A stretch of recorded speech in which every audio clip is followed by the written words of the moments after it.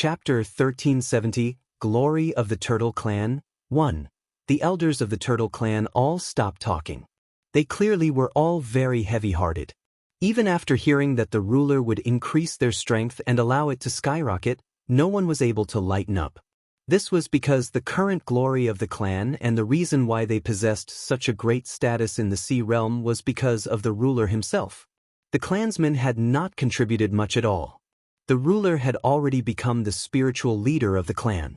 His presence possessed extremely great significance to the clan. No one could go without the ruler.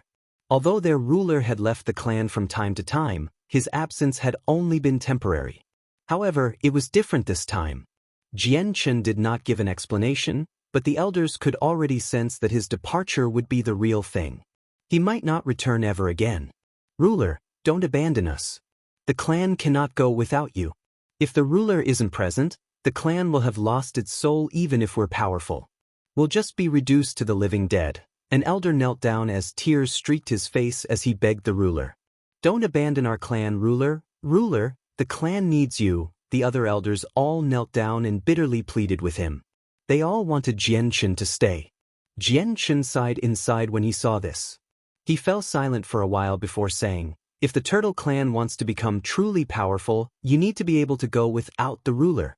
A Turtle Clan that can maintain its glory even without their ruler is a true, peak-level clan. Only then can you go through thick and thin without waning. Elders, please come to me into the secret room. Jian led the sorrowful elders into the largest secret room available before removing various heavenly resources from his space ring to increase their strength. The elders knew that the ruler had already made up his mind and would not change it no matter what. They all gloomily sat down in the room in dejection. Jian glanced at the depressed elders and said nothing.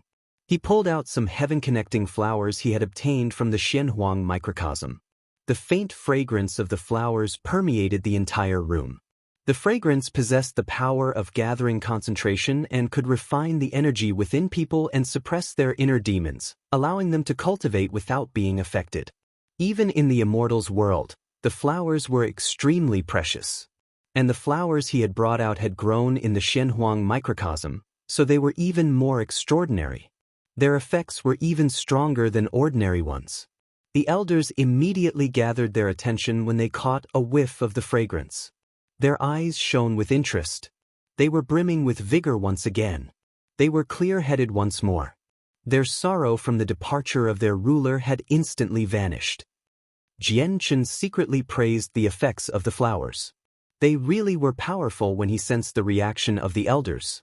The power of the flowers had not disappointed him. Jian pulled out a large gourd from his space ring and poured out some blood. He split it into over a dozen droplets, which then floated before each elder. Each droplet was thumb-sized and pulsed with powerful energy. This is what I obtained from the Hall Master of the Serpent God Hall. It's the blood of an emperor and should possess great benefits for you, said Jian, before using his mind to guide the droplets of blood into the mouths of the elders. The energy hidden within the blood immediately began to radiate as soon as it reached their stomachs. A violent presence rampaged within the elders' bodies. The elders became too busy to talk. They immediately gathered their attention and closed their eyes to refine the droplet of blood. Although it was a Saint Emperor's blood, there was not a lot of it and it had been stored for a long time already. The violent nature present inside had mostly dissipated, no longer able to pose any threats to the elders.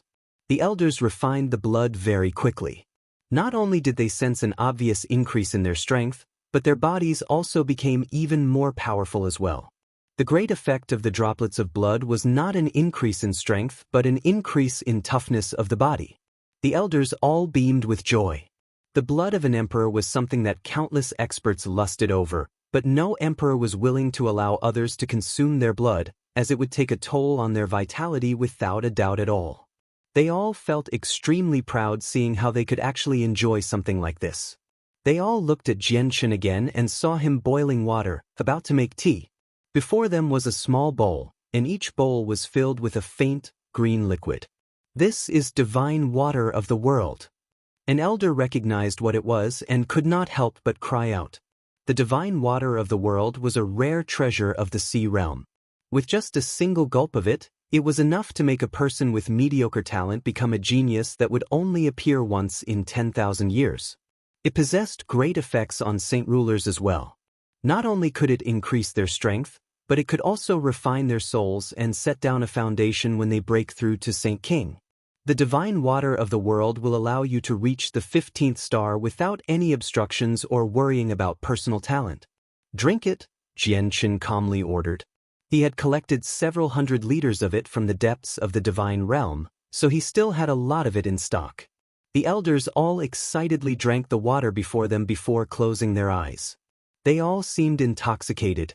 Not only would the refinement of the soul from the water fail to cause them any pain, but it would also make them feel like they were transcending.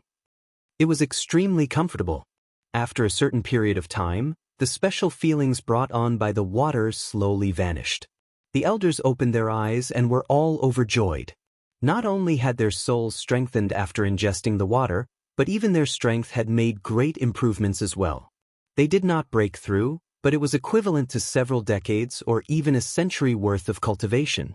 What left them ravished with joy was that after the refinement of the souls, breaking through to Saint King would become 100 times easier. All they needed to do was work hard, and reaching Saint King would basically pose no problem. At this moment, the light fragrance of tea hit their noses. Jian Qin had poured the tea for them, and on the tables, there were several fist-sized peaches. These were first-grade violet cloud peaches. A single one of them could increase cultivation by 500 years, and these 500 years was calculated according to the immortal's world. It would have far greater effects than that on the elders because their talent was not particularly impressive. Under Jian Qin's orders, the elders first consumed the peaches before downing the entire cup of comprehension tea. The emperor's blood and divine water of the world from before was only for establishing a foundation for them. The violet cloud peach and comprehension tea would be the heavenly resources responsible for making their strength skyrocket. Chapter 1371, Glory of the Turtle Clan, 2. As soon as the violet cloud peach reached their stomachs, it immediately transformed into a vast amount of energy. The energy was pure and powerful and filled every corner of the elders' bodies. The elders of the Turtle Clan were all extremely shocked and stunned. They found the energy just far too vast and tremendous, having exceeded the limits that their bodies could withstand. What shocked them even more was that such a small peach contained this unbelievable amount of energy. The emperor's blood and divine water of the world were nothing compared to the peach. The elders began to arduously refine the energy with fear and unease. They were afraid of being blown apart by the energy. However, they all let out a breath of relief. The energy within a single peach was terrifying, but it was not as violent as they had imagined it to be. Instead, it was extremely gentle and did not negatively affect them at all. As they refined the peaches, the comprehension tea came into great use. It took them into a wondrous state of mind. Under this state, the mysteries of the world, which they would usually take forever to comprehend, were being presented before them in a clear way. In their absent-mindedness, they seemed to understand and comprehend something.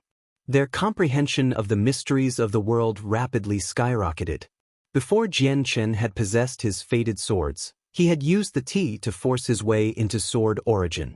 That was more than enough to demonstrate how great the effects of the tea were on people's abilities to comprehend the laws of the world. The elders were using the tea to comprehend the mysteries of the world that was far less significant than the way of the sword, so their understanding improved very quickly. Jian Qin sat before the elders and carefully observed their states.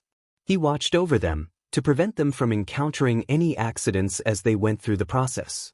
This was the first time he had given someone the heavenly resources from the Shenhuang microcosm. He could test the true effects of the heavenly resources on the elders. The presence of the elders rapidly strengthened as powerful energy pulsed from them. Their strength continued to increase. Suddenly, a faint white mist drifted out of the bodies of the elders. It grew thicker and thicker before enveloping them entirely. Immediately, the energy of the world in the secret room became extremely dense before dispersing into the surroundings. Jian Qin frowned when he saw this. He could tell that the white mist from the elders was the vast energy from the peaches. They're actually unable to completely refine a first-grade violet cloud peach. They still wasted quite a lot of energy, Jianchen thought while feeling some pain. The increase in strength brought on by the peach would decrease as a result. Zi-ing, Qing Su-a, is there any way to prevent the leakage of energy? Jianchen turned to the sword spirits for help. Master, this is a common occurrence. Not everyone can absorb all the energy within a peach. Normally in the immortals world, a weaker person will always have a senior of theirs watching over them when they consume the peach so that the senior can use their supreme strength to stop the leakage of energy or use some special method to seal the energy within them. However, you still don't possess that ability with your current strength, Master, Qing Suo told him. Jianchen gave up after listening to their explanation. All he could do was helplessly watch as the energy constantly drifted out of the elders. He could not stop it.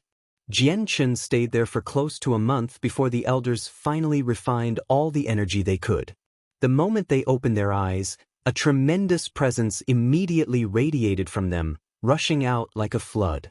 It blasted the room to pieces in a single moment, caused it to collapse. The entire clan was greatly affected by their auras. Jianchen put away the flowers, and with a flash, he left the room and returned to ground level. He stood with his arms crossed. The secret room he had just been in began to collapse, quickly forming a deep ditch nearby. The elders all erased their presences and rushed out of the ground. All of them stood behind Jianchen while feeling emotional. They were all overjoyed when they sensed their current strength. They dropped to their knees and cried out, "We thank the ruler for your gift." At this moment, quite a few clansmen had gathered in the surroundings. They had no idea what had just happened, but they immediately bowed when they saw Jianchen there. They politely cried out, "We greet the ruler." Jianchen dispersed the crowd with a wave of his hand. He glanced over all the elders and smiled in satisfaction. He said, "Well done, you haven't disappointed me. Your strength has rapidly increased and you have all reached the 15th star, and 5 of you have even reached the 16th star. In the entire Sea Realm, there is no organization, aside from the 3 ancient halls, that possesses over a dozen Saint King. From today on, even without me, you will be able to support the clan." As he said that, Jianchen glanced at the sky above him. The Sea Realm was enveloped by a huge barrier, which was why no rainbow clouds appeared when the elders all became Saint Kings. The elders' excitement gradually vanished. They said rather gloomily, "Ruler, we wish for you to visit the clan often in the future. All of us will be thinking of you." Jianchen glanced around the bustling clan and said, "The Turtle Clan is a clan that stands at the very peak of the Sea Realm. I have finally completed the Grand Elder's wish.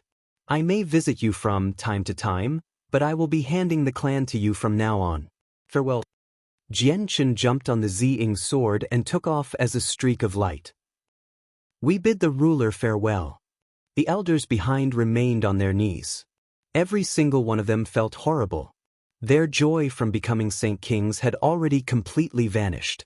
Jianchen visited the Grand Elder's grave before riding his sword to the Sea Goddess Hall. Yadrium received him personally while several hall elders followed behind her. Now, all the hall elders looked at Jianchen with gazes of respect and fear. The most eye-catching person among them was a woman in a blue dress. She was alluring and no less beautiful than Yadrium. Jianchen greeted Yadrium before looking toward the woman. He clasped his hands at her and said, "I thank Elder Atlantis' assistance back when I was being hunted by the experts of the Heaven Spirit Hall and Serpent God Hall." The woman was Atlantis, the one known as the strongest below Emperor. She was a hall elder of the Sea Goddess Hall. Atlantis bowed to Jianchen and said, "The Emperor must be joking. You probably only hid your strength intentionally back them. Even without my assistance, they wouldn't have been able to do anything to you. I was unneeded in that situation, so please forgive me for making a spectacle." "Jianchen, please come in," said Yadrium as she invited Jianchen into the hall. Yadrium and Jianchen sat opposite of each other inside a well-decorated room. Atlantis personally served tea and fruit for them. It hasn't been peaceful over the past few days. Her Majesty's revival has thrown the Sea Realm into an uproar and the 2 other halls have wavered. Many people have broken away from them and joined our Sea Goddess Hall. If it were not for the fact that the two hall masters were still alive, the two halls probably would have dissolved already, said Yadrium. This is a perfect opportunity for you to unite the sea realm, replied Jianqin. Yadrium glanced at Jianqin and shook her head. She gently sighed. That's not what Her Majesty wanted me to do. She said that having the sea realm balanced between the three halls is not necessarily bad. Jianqin said nothing. He had nothing to say about the internal affairs of the sea realm. Yadrium picked up a finger-sized piece of fruit and ate it. She said, Jianqin, have you come this time for your friend? Yes, that's exactly why I've come. Back in the territory of the Heaven Spirit Hall, Her Majesty told me, as she was leaving, that my friend has been sent to the Sea Goddess Hall for cultivation. Hall Master, is my friend well? Jianqin inquired. You have no need to worry. After your friend was brought here by Her Majesty, she has enjoyed the treatment of a valued guest. I have already sent people with large quantities of divine quality crystals to help with her cultivation. She is completely fine right now, and her strength is rapidly increasing. I'll take you to see her right now. Yadrium stood up and left as she spoke. She personally led the way for Jianqin. In her opinion, the only polite thing to do would be to personally lead him to his friend. The divine hall was extremely vast. Jianqin went through twists and turns as he followed Yadrium before arriving in a forbidden zone. He stood in front of a large door to a secret room. Yadrium opened the door and a ray of dazzling blue light immediately flowed out. An extremely pretty woman, who seemed to be in her 20s, sat inside cultivating. Her long hair ran down her shoulders. Her face was almond-shaped and her lips were like cherries. Her long eyelashes gently trembled, making her seem extremely enchanting. This pretty woman was Huang Luan, who Jianqin had not seen for a long time. However, the current Huang Luan had already undergone an overwhelming change in strength compared to before. She possessed the water spirit's body, so her talent was shocking. She cultivated at an extremely fast rate, especially after she had arrived in the sea realm. She practiced a cultivation method imparted on her by the sea goddess, and her rate of improvement could only be described as stunning. She had already reached the 7th heavenly layer of Saint Ruler. Although she was nothing compared to Jianqin, there was rarely anyone in the world who could reach the 7th heavenly layer in such a short time after just breaking through. Huang Luan seemed to sense the door open and was roused from her state of cultivation. The moment she opened her eyes, her gaze froze. Her eyelashes gently trembled as she stared at Jianqin in a daze. Her face was filled with excitement and joy. You two catch up. I'll be leaving first as I still have matters I need to attend to. Yadrium left and secretly dismissed the people in the surroundings, leaving Jianqin and Huang Luan by themselves. Chapter 1372. Departure. In the blink of an eye, the surroundings fell so silent that even a dropped needle would be heard clearly. Only Jianqin and Huang Luan's long breaths were vaguely audible. Huang Luan's breathing gradually became heavier and the sound of her heart beating seemed audible as well. This was all due to her excitement. Suddenly, Huang Luan lunged at Jianqin and wrapped her arms tightly around him. She buried her face deep in his chest as her body slightly trembled. Huang Luan possessed the water spirit's body, so she should have possessed a warm and gentle personality. However, her personality was the exact opposite. Deep in her was a natural sense of chivalry, and she was relatively straightforward, especially in certain aspects. She lacked the bashfulness present in young girls. Jianqin gently embraced Huang Luan as he could feel her supple skin. He could not help but let his state of mind waver slightly. Luaner, it's been tough for you these days. I left you here all by yourself to cultivate. You had to endure the boredom and loneliness silently. Jianqin sniffed Huang Luan's fragrance as he blamed himself. He had no choice but to leave Huang Luan here after bringing her to the sea realm. Huang Luan covered Jianqin's mouth with a hand as her eyes filled with tears. She affectionately looked at Jianqin's handsome and masculine face and gently said, "Chen, I don't blame you. The only person that can be blamed is me for being useless, and I couldn't help you, forcing you to go through storms of blood all by yourself. I'm currently cultivating as hard as I can to increase my strength. Once I become a Saint King, I'll be able to help you." Jian Chen was greatly touched by her words. He embraced Huang Luan tighter and lowered his head to gently kiss her forehead. He tenderly said, "Luaner, you don't need to be like that. My hard days of life are over. I have the strength to hold myself up in the world now and protect those beside me." All the hidden thoughts they felt exploded at that very moment after being apart for so many days. In the silence and without any disturbances, Jian Chen and Huang Luan remained in each other's embrace while they softly spoke. They revealed their true feelings. The two of them talked about a lot of things. Jian Chen told her about everything that he had experienced over the past few years, right down to the smallest detail.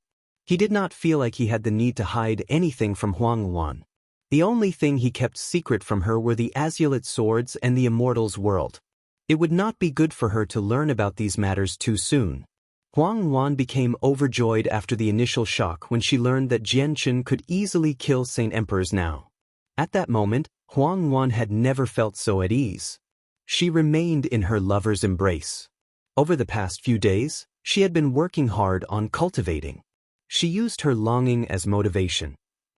She had always thought about becoming powerful to help out Jian Chen.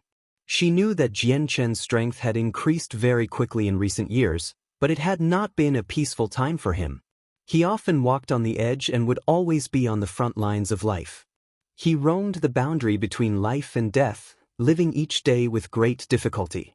Now, Huang Luan became extremely excited after she learned that her lover had become a Saint Emperor. This was because she no longer needed to worry about Jian Chen's safety, which allowed her to be at ease. "Luaner, I've come today specifically to take you back to the Tianyuan continent. You've been away for so long, so it's time for you to come back. And it's time for us to find Changyang Qingyun and settle the matter of him planting an ancient secret technique in you," Jian Chen gently explained.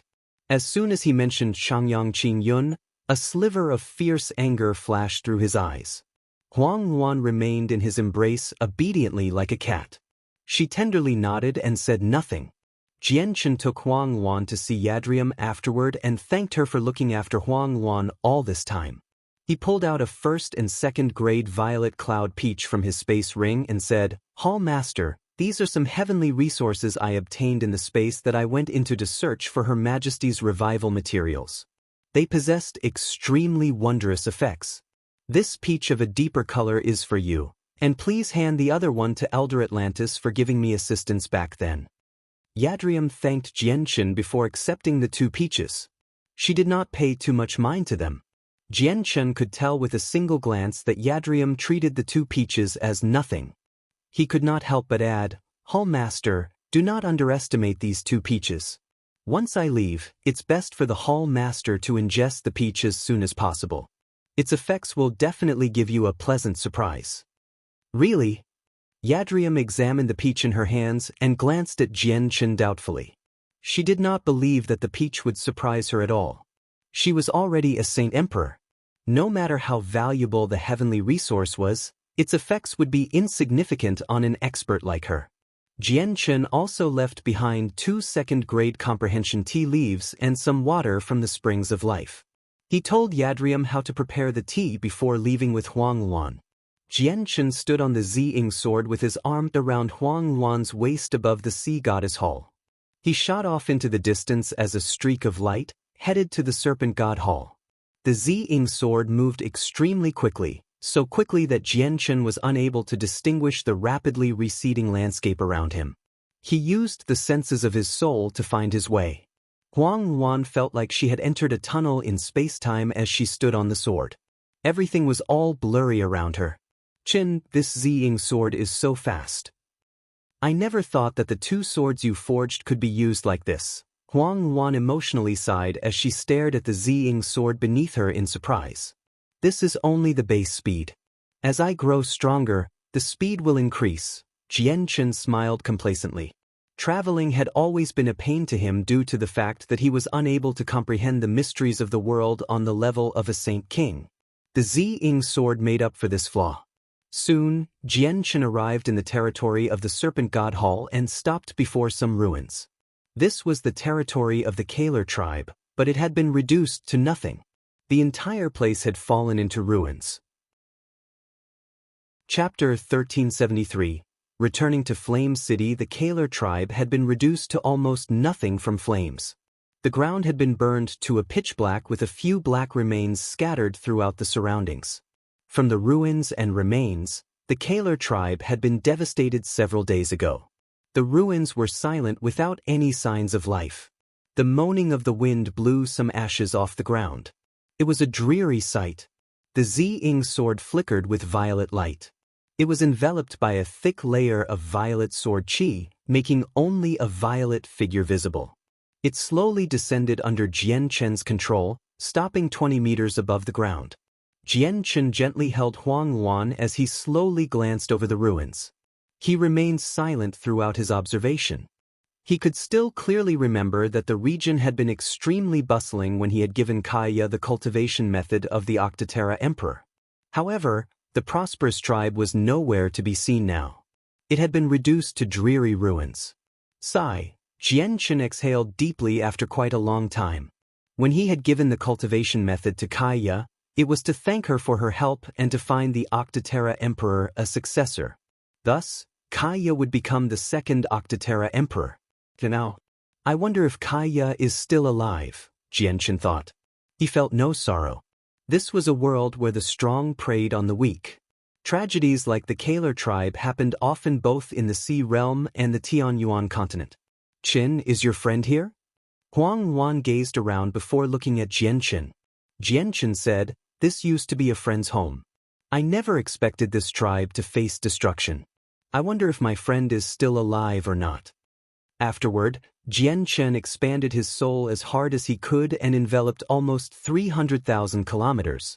He searched as hard as he could, but he did not find Kaya in the end. "Let's go."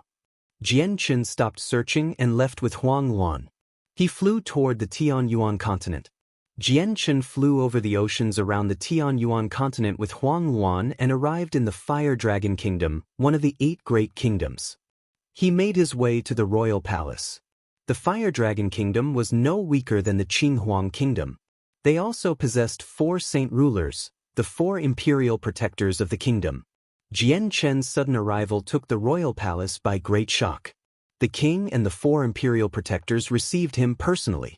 They behaved with extreme humility and fear even though they reigned at the top on any other day.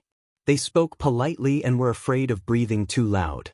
Jian Chen stated his intentions in a straightforward manner. He wanted to borrow the space gate to return to Flame City. He had forged the azulite swords now and could move very quickly by riding them, but it was several million kilometers or more from the sea to Flame City. Space gates would still be faster. The king and the imperial protectors did not show any disagreement at all toward Jian Chen's request. They even personally activated the space gate for him, sending him off courteously. As Jian Chen and Huang Yuan disappeared into the space gate, the king and imperial protectors immediately let out a breath of relief. Jian Chen did not give off a presence at all, but they felt like they were being pushed down by a mountain when they were before him. It was a psychological pressure. Imperial protectors, has Jian Chen really become a saint emperor? Why does he still need to borrow the space gate if he is one? The king wiped the sweat from his forehead as he asked the 4 imperial protectors. The imperial protectors fell into silent thought and did not respond right away. One of them only began to confidently speak after quite some time. "I have an old friend who was cultivating in the volcanic regions of the west. I've obtained definite information that Jian Chen has really become a saint emperor. Coupled with his 2 swords that were nurtured by the world, even saint emperors are no longer his opponents." Jian Chen used a single strike to defeat 2 saint emperors from the beast god continent and scared the path lord of carnal desires away. Jian Chen right now is far more powerful than any regular saint emperor. I have no clue why he has to borrow the space gate, however. The king gasped. He became so frightened by the fact that Jian Chen had defeated 2 saint emperors with a single strike that his heart almost stopped beating.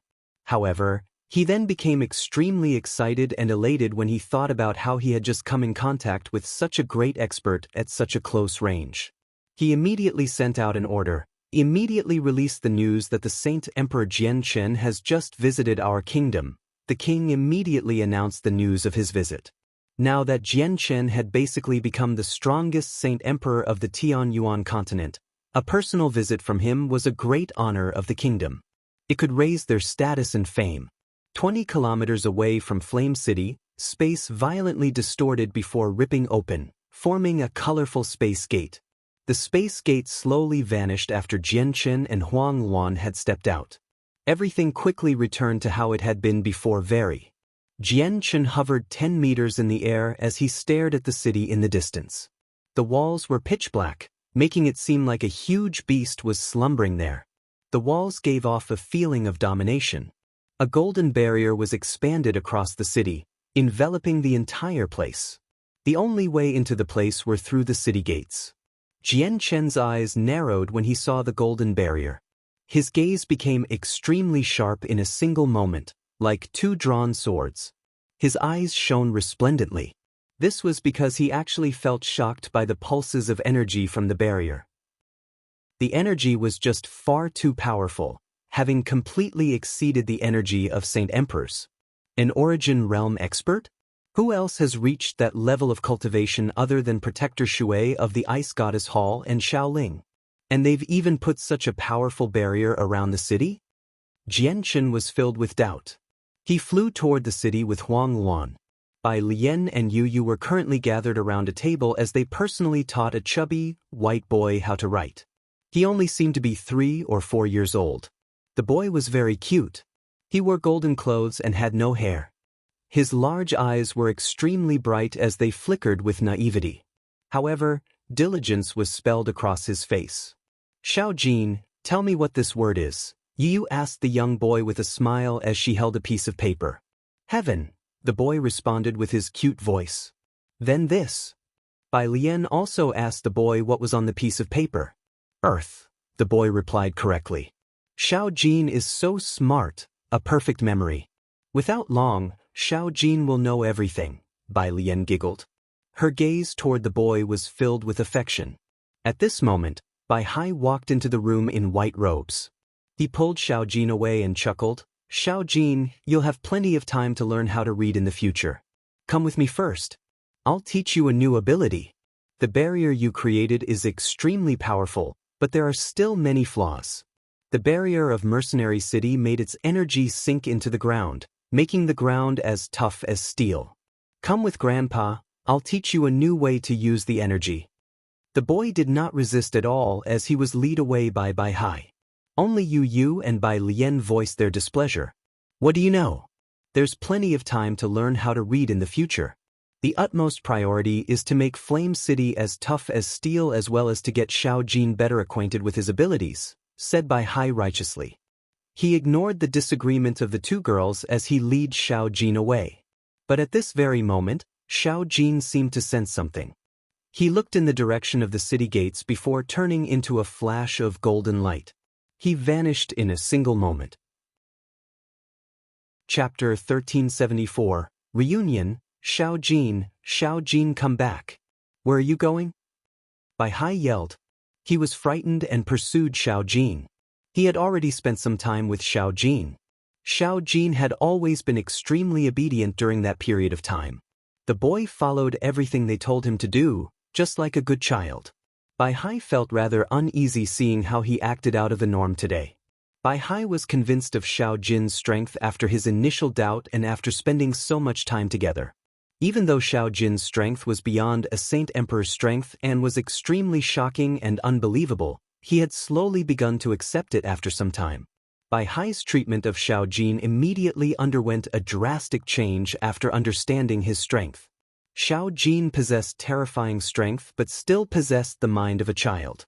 In fact, he knew nothing, just like a newly born infant. As a result, Bai Hai decided to raise him like his own grandson, passing on all his battle experience and everything he knew to him. In the end, he got Xiao Jin to understand the many uses of energy and even how to use the mysteries of the world. Bai Hai had taught him how to cast down the faint golden barrier around Flame City. Bai Hai had become overjoyed for quite some time since Flame City had suddenly gained an expert who had surpassed Saint Emperor. However, he felt rather afraid and worried as well. He did not know the origins of Xiao Jin or whether he would suddenly leave the city at a certain point in time. Bai Hai became extremely worried by Xiao Jin's abnormal behavior. He was afraid that the boy would leave and never return. Xiao Jin! Xiao Jin! Yu and Bai Lian's cries rang out from behind. They also ran out of the hall quickly and worriedly looked for Xiao Jin. They immediately chased after him. Jianchen held Huang Luan's hand as he strolled through the streets of Flame City. He was traveling by foot, but in no way was he slow. He traversed close to 100 meters with every single step. He was using spatial force. Jianchen would look at the golden barrier in the sky from time to time and would become rather stern. He constantly wondered just who possessed such terrifying strength and possessed some connection to Flame City. Is it Rue Jin and the others? Jianchen wondered. Only Rue Jin possessed energy of that color among all the experts he knew. However, the energy Rue Jin used also possessed a pure and dense dragon aura. That aura was not present in the barrier. The streets of Flame City were bustling as people moved to and fro. Jianchen and Huang Luan moved along the main street toward the city lord's estate. No one noticed them along the way. At this moment, a golden streak of light flew toward Jianchen at an unbelievable speed before stopping in front of him. Jianchen came to a halt as he stared at the person who had suddenly obstructed him with interest. Chaotic force surged within him, having made preparations for battle at any moment. The person in front of him was a chubby boy in golden clothes.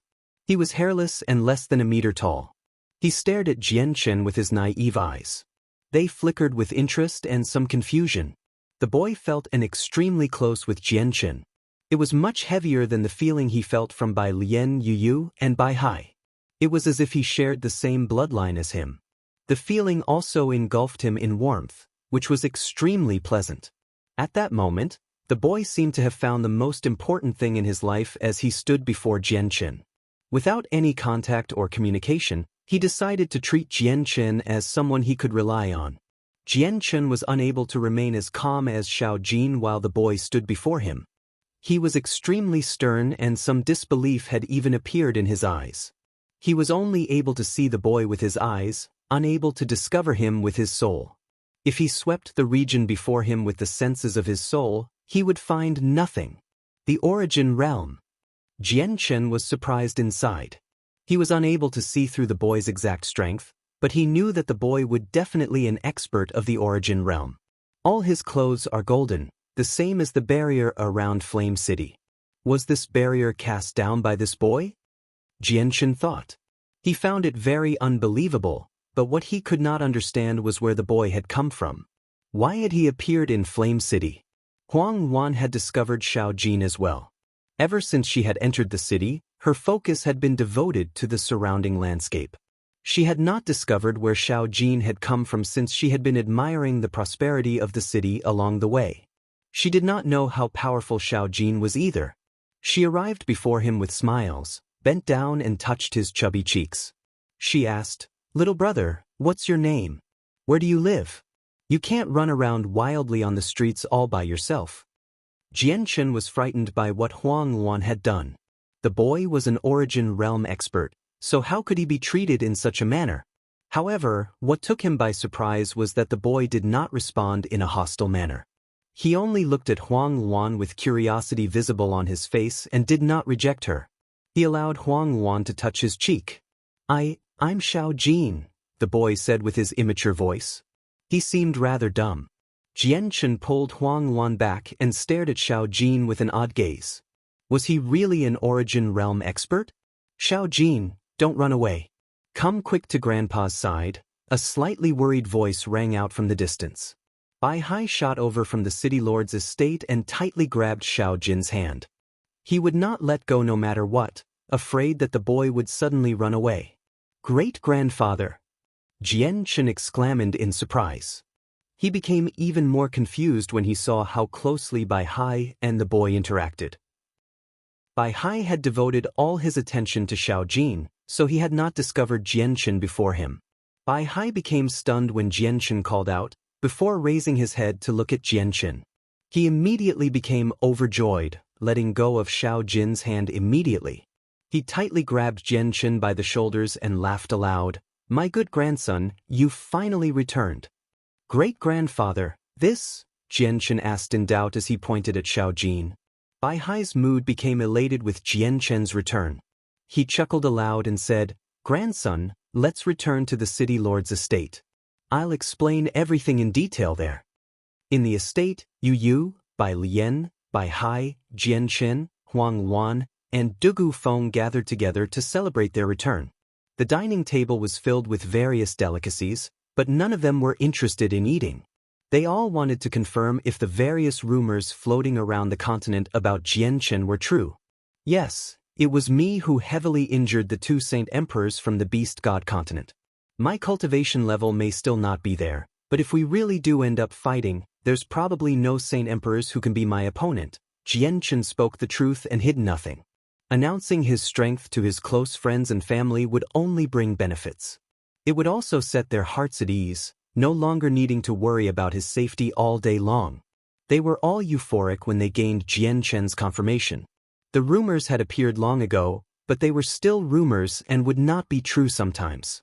They could only believe them once they received personal confirmation from Jianchen. At this moment, Xiaojin ran in from outside. He climbed onto a seat and began to wolf down the delicacies on the table all by himself, but he would always glance at Jianchen from time to time with his large eyes. Jianchen asked everyone about Xiaojin's identity, but no one present could answer that question, unfortunately. It was a complete mystery to them. At this moment, Yu said after some hesitation, "Jianchen, my master said that he's a spirit nurtured by the world. He was born from the tungsten alloy mine." "What? Xiaojin's a spirit born from the tungsten alloy mine?" Bai Hai was in disbelief. "Sister Yu, why didn't you tell us sooner since you already knew?" "Oh, was it all caused by Xiaojin when the mine was struck by the lightning?" Bai Lian said with some displeasure. Chapter 1375. Everyone becomes a Saint King. 1. Yu smiled apologetically. "Sister Bai Lian, grandfather, please forgive me for keeping this a secret, because this matter is just far too shocking. Even when I personally learned this from my master, I felt like it was all just a tale. It was difficult for me to accept, which was why I didn't tell you all as soon as I learned of Xiaojin's identity." Jianchen could not help but think of the metallic spirit origin energy hidden in the depths of the tungsten alloy mine with Yu's explanation. The sword spirits had discovered its existence long ago, but it had not matured back then, so he left it hidden deep within the tough tungsten alloy. Even the Grand Elder of Mercenary City back then, Tianjian, was unable to penetrate that deep, so he could only leave it be in the end. He had never thought that the metallic spirit would have fully matured before he returned to the city and would have been able to endure the heavenly tribulations to take on a human form. It was extremely powerful. Jianchen's gaze toward Xiaojin became rather odd after learning Xiaojin's identity. He could obviously tell that Xiaojin's naivety was like a newly born infant. He was a harmless-looking boy but an origin realm expert at the same time, which Jianchen found rather difficult to accept. He had learned from the sword spirits just how impressive the metallic spirit was and its unlimited future potential. However, he was just taken by disbelief to think that it would be an origin realm expert as soon as it came into existence. After all, there were only 5 experts of the origin realm even in ancient times. Ignoring the one from the Ice Goddess Hall, there were the 4 champions of the humans, magical beasts, sea race, and 100 races. This was more than enough to see just how rare they were. Even right now, there were only 2 origin realm experts on the Tianyuan continent at most. However, what made Jianchen even more confused was why Xiaojin would appear in Flame City after assuming a human form and why he felt that Xiaojin's gaze toward him was filled with reliance. He did not shrug off Bai Lian and the others either, which he could not understand no matter how he thought about it. The Tianyuan continent is currently facing a disaster. The world of Forsaken Saints is about to invade our world. We're in desperate need of a powerful force in this crucial period of time. Xiaojin's sudden appearance just holds far too great of a significance. However, he seems to be lacking knowledge in many areas. We need to teach him a lot over the next few days, especially techniques regarding battle, said Jianchen. The topic of conversation soon shifted away from Xiaojin. Brother Mingdong is currently cultivating in a secret room we've specially prepared for him in Flame City. He's already become a saint ruler, and we don't know what level he's reached now. However, Brother Mingdong's talent is much greater than grandfather's talent. His rate of cultivation has even made grandfather speechless. Jianchen expanded his soul and swept the surroundings. Indeed, he found Mingdong in seclusion 1,000 meters underground. He really did improve at an extremely great rate, having reached the 8th heavenly layer of Saint Ruler already. Jianchen then looked toward the silent Dugu Feng at the table. Dugu Feng was among his earliest group of followers. He had met him with Mingdong when they had competed in the gathering of mercenaries in Mercenary City. Dugu Feng was not as powerful as Mingdong back then in the competition, but the difference between the two had not been particularly great. Yet now, Mingdong had already become an 8th heavenly layer saint ruler while Dugu Feng remained a heaven saint master. Dugu Feng's not banned. He's remained as the disciplinary elder of Flame City for a very long time, committing meritorious services for the Flame mercenaries. He's even pushed back his own cultivation. It would have been impossible for the mercenaries to be as stable as it is right now without Dugu Feng, Bai Hai said from one side. The gaze he used on Dugu Feng was filled with kindness. Yeah, I don't want Dugu Feng to busy himself because of the Flame mercenaries and end up not cultivating at all. I've been trying to convince Dugu Feng to return back to the clan over the past few days, but he will return again soon, Bai Lian added as well. Dugu Feng had indeed made drastic contributions to the expansion of the Flame mercenaries. My talent is nowhere near as great as Mingdong's talent, so it's impossible for me to catch up to him no matter how I cultivate. Since that's the case, I did some things that were more meaningful, Dugu Feng nonchalantly replied. He seemed to never smile with his steadfast face. Dugu Feng, you don't need to worry about talent. I have my methods of completely altering your talent and allowing you to become a saint king in the shortest amount of time possible, even ensuring that you'll become a saint emperor in the future, Jianchen solemnly said to Dugu Feng. He did not have many friends he truly trusted, and Dugu Feng happened to be one of them. Afterward, Jianchen asked the others about Little Fatty and the others. Little Fatty, Senior, and Yunjing and Wang Yifeng have not returned since they set off to train themselves on the continent. We only receive some news from them from time to time, but it seems that they've been well over the past few years, said Bai Lian. Liena, command the Flame mercenaries to search the continent for them and get them to return to Flame City as soon as possible, ordered Jianchen. The disaster was imminent. He needed to use the resources on hand to increase their strength. 3 days later, Bai Lian, Yu Yu, Dugu Feng, Bai Hai, Huang Luan, and Mingdong were all brought to the mountain range where the tungsten alloy mine used to be by Jianchen. However, the vast mountain range had become ordinary. It was no longer as famous as before. Ever since the metallic spirit had absorbed all the metallic essence, the tough tungsten alloy had all been reduced to simple rock. Jianchen, why have you brought us here? Mingdong asked in confusion as he looked around. He had just emerged from seclusion. This place is open enough. It's a good place. I plan on making you all break through here, said Jianchen. Get us all to break through? Jianchen, have you obtained some extremely impressive heavenly resources? Mingdong's eyes lit up and his interest was immediately piqued.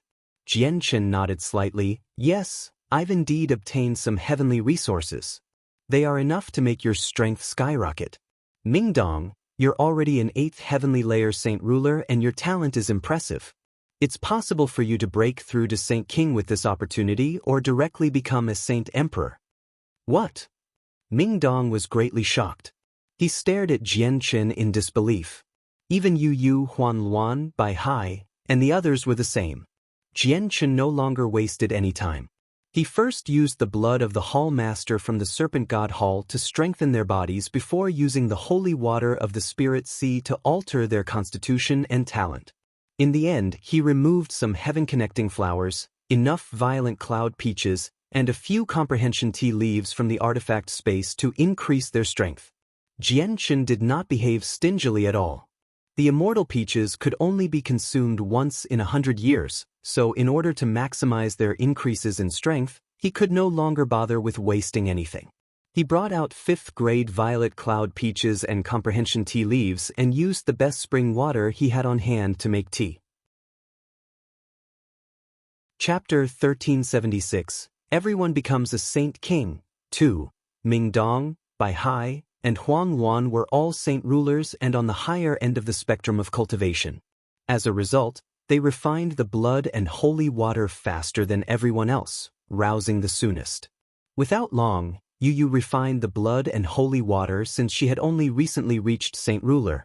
Their bodies had strengthened greatly under the refinement of the Hall Master's blood, and even their talent and souls had undergone a metamorphosis from the holy water of the spirit sea, Jianqin. What is this blood? It actually contains such powerful energy.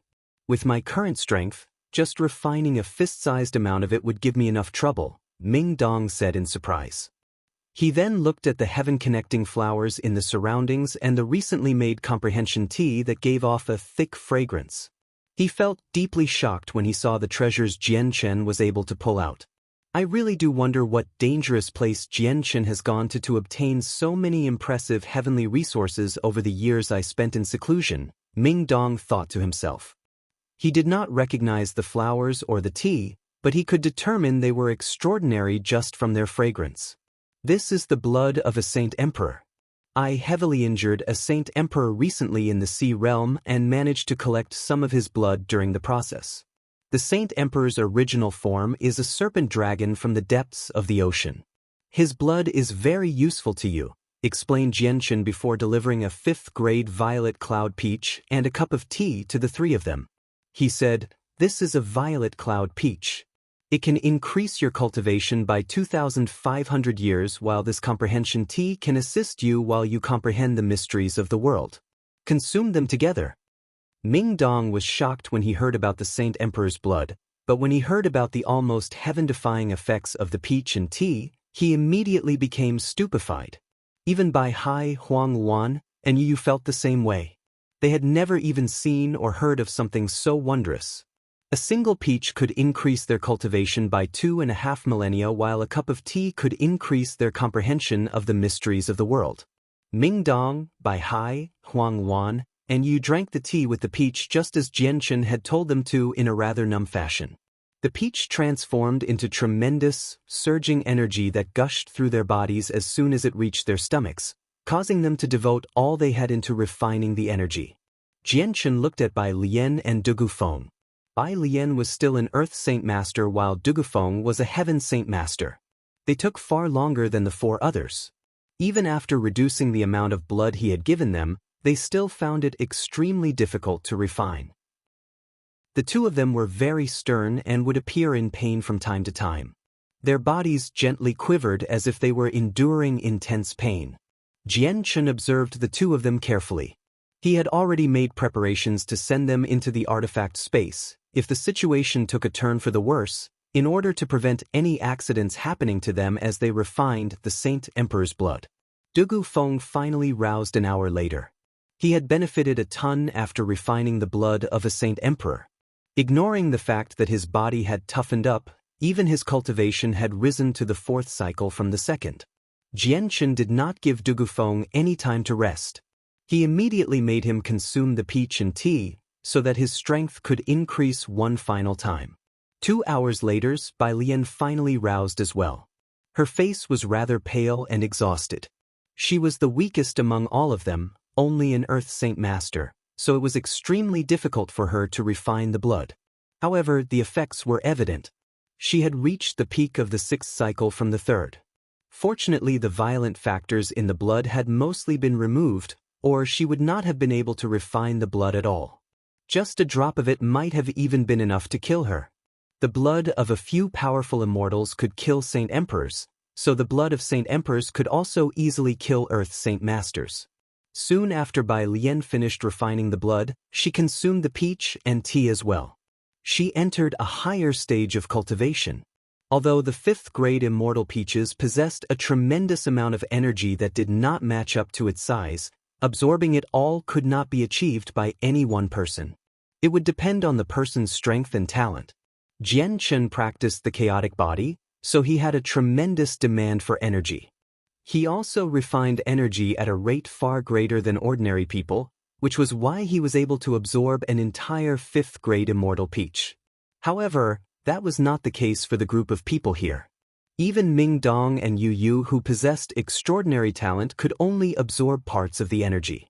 At that moment, white mist formed from pure energy drifted out of them and dispersed into the surroundings. The mist was extremely thick, such that it shrouded them. From afar, they seemed to be wrapped in a large, white cocoon. Jian Chen was helpless to deal with this situation. All he could do was watch because he was not powerful enough to seal in the tremendous energy right now. He had learned from the sword spirits that an immortal was needed to seal in the energy from the peaches. As the energy dispersed into the surroundings, the energy of the world in the mountain range quickly became very dense. It constantly increased. Jian Chen sat on a nearby mountain as he used his soul to watch over them as he comprehended the sword. He had not understood all the sword techniques he had learned from the sword spirits. Several days later, 3 tremendous presences suddenly appeared. Ming Dong, Huang Luan, and Bai Hai all broke through to Saint King, drawing in rainbow clouds, which covered a radius of several 100,000 kilometers. The rainbow colors from the clouds were bright and resplendent as 3 layers of them stacked on top of one another. They illuminated the world and dyed the entire region a shade of rainbow colors. Jian Chen stood up on the mountain and waved his hand. Suddenly, a gentle force surged over and enveloped Du Gufeng and Bai Lian. He took them elsewhere, preventing any disturbances caused by Ming Dong, Bai Hai, and Huang Luan's breakthroughs. The rainbow clouds in the sky had caused a very large commotion on the continent. The birth of Saint Kings was extremely significant to the various organizations across the continent. Particularly in an age that lacked Saint Emperors, Saint Kings were even more valuable than they were before. Another person's become a Saint King. Fantastic, we just happen to be in need of Saint Kings. All the Saint Kings in Mercenary City glanced in the direction of Flame City. No, there seems to be 3 layers of rainbow clouds stacked upon one another. Are there 3 people becoming Saint Kings at the same time? Song Qiong was the first one to discover the abnormality of the clouds. He was surprised. You're right. There really are 3 layers of clouds stacked together. We may not be able to see them from so far away, but I can clearly sense 3, said a Saint King at great perfection. Surprise filled his face since 3 people simultaneously becoming Saint Kings was very rare. It seems to be in the direction of Flame City. Have Saint Rulers of the Flame Mercenaries broken through? That may not be the case. There's some hermit and ancient clans in that direction as well. It might be them. Quite a few Saint Kings discussed the matter in Mercenary City. It was quite a significant matter for 3 Saint Kings to appear together on the Tianyuan continent. No one was certain who they were. However, it was only a casual discussion. This matter was not enough to draw them over to see what was going on. Only the breakthrough of Saint Emperors would attract them. Ming Dong, Bai Hai, and Huang Luan used the Violet Cloud Peaches and Comprehension Tea to become Saint Kings. The presences from them were as vast as an ocean. They were enough to kick up large gales that swept through the surroundings, where even the clouds in the sky were affected. The rainbow clouds churned as a result. The 3 of them had not roused from their cultivation yet. The effects of the immortal peaches and tea were still present, allowing their strength to skyrocket as if there was no end to it. Chapter 1377, Breakthroughs complete. At this moment, another tremendous presence erupted as well. 4 presences appeared at the same time, causing the energy in the surroundings to become chaotic. The wind in the surroundings became even more violent as well. Yu Yu had also broken through to Saint King, drawing in more rainbow clouds. There were now 4 layers of clouds in the sky. With the 4 layers combined, the clouds spanned across an unprecedented area. They almost enveloped the area 1,000,000 kilometers away. Even in Mercenary City, the distant horizon glowed with rainbow light. The Saint Kings who had gathered in Mercenary City all looked in the direction of Flame City. They were all astounded. It was already an overwhelming matter for 3 people to simultaneously become Saint Kings on the Tianyuan continent. It was extremely rare even in the prosperous ancient times. There were 4 people becoming Saint Kings now, and they were all located in the same region. They had no choice but to feel astounded. Good. Fantastic, another person's become a Saint King. Our continent's power has increased slightly again. The young really are going to be surpassing the old, a Saint King at great perfection praised. Has the breakthrough to Saint King become easier than before? Many people connected the 4 simultaneous breakthroughs to this question. Back in the mountain range near Flame City, Yu was clearly different from everyone else when she broke through. White, clear, and gentle light flickered on her body, as if she was a moon in the night. Endless amounts of white light gathered behind her and condensed into a huge round moon in the end. It was extremely bright and gave off a gentle glow. It illuminated the surroundings, adding a unique color to the rainbow world that the clouds created. Jianchen stared at Yu from afar. He knew that Yu's cultivation method was extremely extraordinary, far more powerful than Saint Tier cultivation methods or cultivation methods of Saint Emperors. This was why a phenomenon like this had occurred as soon as she broke through to Saint King. Afterward, Dugufeng and Bai Lian broke through as well, reaching Saint Ruler. The energy from the violet cloud peaches still remained, continuing to carry their strength through the cultivation levels like a hot knife through butter. In the sky, 2 layers of 5-colored rainbow clouds silently formed, enveloping an area of 100 kilometers. However, since 4 layers of 7-colored rainbow clouds already occupied the sky, the 2 layers were ignored. Many people even missed them altogether. A few figures appeared one after another in the surroundings. Not only did the event attract the saint rulers of a few hermit and ancient clans, even quite a few heaven saint masters had come. This is unbelievable. The 4 who have broken through to Saint King are actually all in the depths of this mountain range. I never thought that there would be 4 powerful experts hidden here, a saint ruler from a hermit clan softly said. He found this news difficult to believe. Shoo, don't make too much of a disturbance. We don't want to disturb the 4 seniors who are breaking through. Let's go see what the 4 seniors are like. The saint rulers and heaven saint masters began to carefully advance toward the depths of the mountain range. They wanted to see the 4 Saint Kings personally. In the end, the group of them stopped 10 kilometers away. They could see the Saint Kings from very far away. 1, 2, 3, 4, 5, 6. There's actually 6 people cultivating there, but they're all enshrouded by a white mist. We can't see what they look like, and there's someone else nearby guarding them. That person sure is weird. He actually carries 2 swords on his back. That's not mist. It's formed from extremely pure energy of the world. My God, have I seen wrong? Such pure energy of the world is actually drifting from their bodies. No wonder I felt that the energy in this mountain range was countless times richer than elsewhere. That doesn't seem to be energy of the world. It's countless times denser and purer than the energy of the world we know. The saint rulers and heaven saint masters all discussed among themselves and all felt shocked. All of them spoke very gently or used communication techniques to communicate. They were afraid of disturbing the people there. Everyone, I am the captain of the Flame Mercenaries, Jian Chen. My friends are cultivating here, so please do not approach them and disturb them. Otherwise, I can only cause you offense, Jian Chen said to all of them through a communication technique. What? The captain of the Flame Mercenaries? I've actually just heard from the captain of the Flame Mercenaries. It's that person with 2 swords on his back. I never thought he'd actually be the great Saint Emperor Jianchen. Those people are actually being guarded personally by Saint Emperor Jianchen. Everyone back off, we can't get too close. I've actually witnessed Saint Emperor Jianchen with my own bare eyes. Am I dreaming? Jianchen stated his own identity and immediately surprised the people in the surroundings. If they did not become excited for some reason, they became filled with dread. Their gazes toward Jianchen were either filled with fear or abnormal excitement. Jianchen's name had resonated throughout the continent long ago. Not only was this because he was the 4th Saint Emperor on the continent, but he was also an extremely powerful one as well, having defeated 2 Saint Emperors from the Beast God continent in a single stroke. Jianchen had become a legend across the continent now.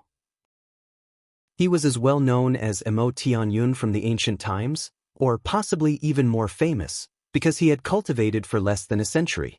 Even in ancient times, there had never been anyone who had become a saint emperor without even reaching 100 years in age. The people who had been drawn over by the activity became extremely obedient after learning Jian Chen's identity. They all retreated to several dozen kilometers away by themselves. They watched on from afar and even watched their own breathing. They were afraid of disturbing the people in cultivation by breathing too loudly. As time went on, more and more people appeared. No saint kings had been drawn over, but there were quite a few saint rulers and heaven saint master. However, none of the people who had come later on dared to get any closer after being seriously warned by the people who had gathered earlier. They had taken up a role of protecting the people in cultivation by themselves. There were people of the flame mercenaries among them. They were filled with pride when they heard that their own captain was there. The group of people's breakthrough took around a dozen of days to complete. Their strength had undergone an overwhelming change with the increase this time, with Ming Dong in particular. He was the strongest, having reached the 8th heavenly layer of Saint King, followed by Huang Luan and Yu Yu at the 7th heavenly layer. Bai Hai on the other hand fell behind. As the person who had reached Saint Rulers many years ago, he was now at the 6th heavenly layer of Saint King. Dugu Feng had become a Saint King along with the 4 of them. He reached the 4th heavenly layer from a heaven Sant master in the beginning. Only Bai Lian was the weakest, but even with that being the case, she had reached the peak of the 9th heavenly layer as a Saint Ruler. She was quite close to becoming a Saint King. They were all filled with joy when they roused from cultivation, Ming Dong in particular. He had reached the 8th heavenly layer of Saint King in a single stroke from Saint Ruler, making him the strongest among all of them. This comprehension tea is just far too wondrous. It can help me comprehend the mysteries of the world so easily. It makes it hundreds of times easier than comprehending the mysteries beneath Mercenary City, Ming Dong excitedly exclaimed. Jian Chen also faintly smiled. He was happy for their drastic increase in strength. A 5th grade violet cloud peach was enough for a mortal to become an immortal in 100 days and surpass Saint Emperor. This was why the immortal peach was a priceless heavenly resource even in the immortals' world. It was extremely valuable.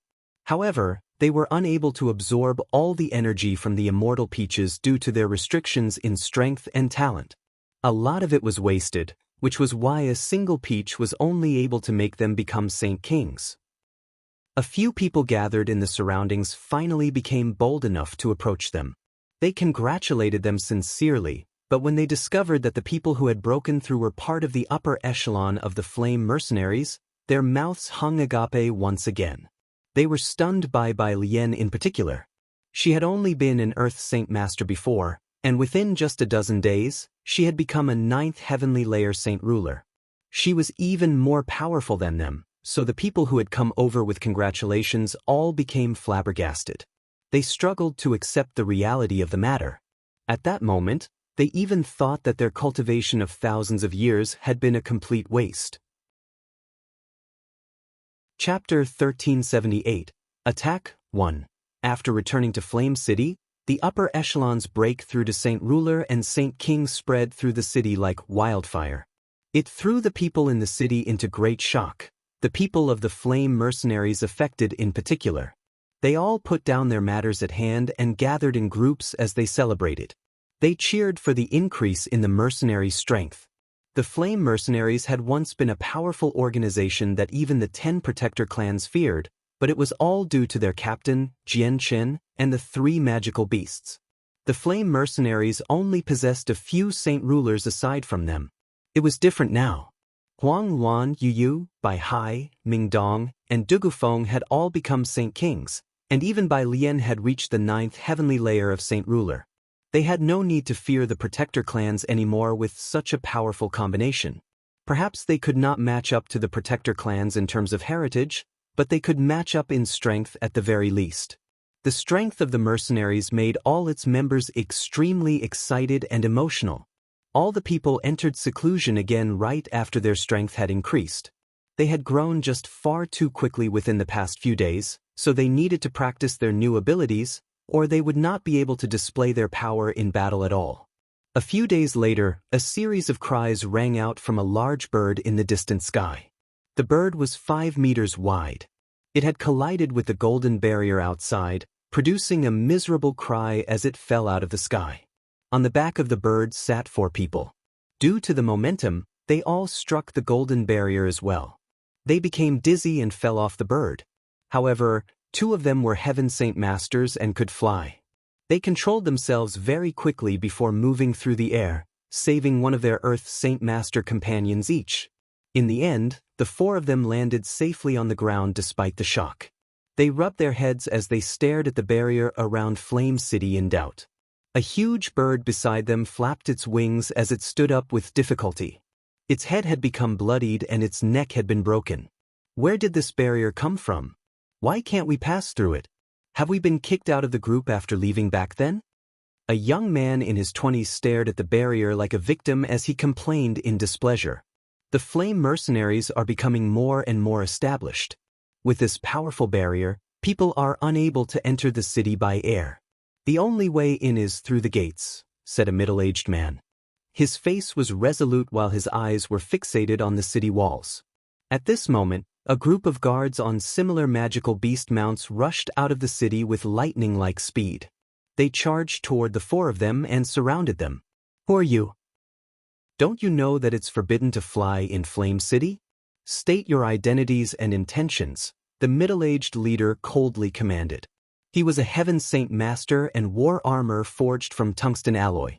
He seemed to possess quite an impressive demeanor. Now that the flame mercenaries had powered up, even the guards had an air of complacency around them because of the glory. Who's in charge of the flame mercenaries right now? Is it Jianqin or Sister Bai Lian? Why don't you hurry up and report to them that the 4 of us have returned? The one, who seemed the youngest among them, slowly replied, like an old man. He did not treat the Heaven Saint Master's words with any importance at all. The Heaven Saint Master's face sank and his eyes narrowed in a single moment. Their captain was now a legendary Saint Emperor on the continent. His status was so great that even great Saint Kings needed to treat him courteously when meeting him. It was an unforgivable crime for the group of insignificant Earth Saint Masters and Heaven Saint Masters to directly refer to their captain by his name. Just when the leader of the guards wanted to send out the order to capture the 4 of them, his gaze suddenly froze. His eyes became fixated on the young man who had called Jianqin by his name, before his face abruptly took on a new expression. He then quickly glanced over the 3 others and became surprised. He asked, "Are you Xiao Tianyu, Wang Yifeng, Yun Zheng, and Senior, and the 4 people Jianqin is looking for? I never thought that there would still be people who remember us after being gone for so long." "Yes, I am Xiao Tianyu." "Oh right, who cast down the barrier around Mercenary City. Why didn't they even tell us?" "It hurt a lot," the youngest-looking person present grumbled. He was Little Fatty, Houston's grandson. After these years of roaming the continent, he had become a handsome young man. His face was filled with the results of traveling through wind and rain. It was resolute and rather cold. The Heaven Saint Master hurriedly dismounted and politely bowed to the 4 of them. He said, "I am Zhuofan. I didn't know you were the 4 sirs before, so please forgive me if I have offended you. I don't know what's up with this barrier either. All I know is that it suddenly appeared recently. Whatever. Let's go into the city and find Jianqin. We have been hearing rumors that he has become a Saint Emperor recently and defeated 2 Class 9 magical beasts from the Beast God continent. I know these rumors are probably exaggerated, but it still should be something seeing how the entire continent knows about them," Xiao Tianyu nonchalantly said.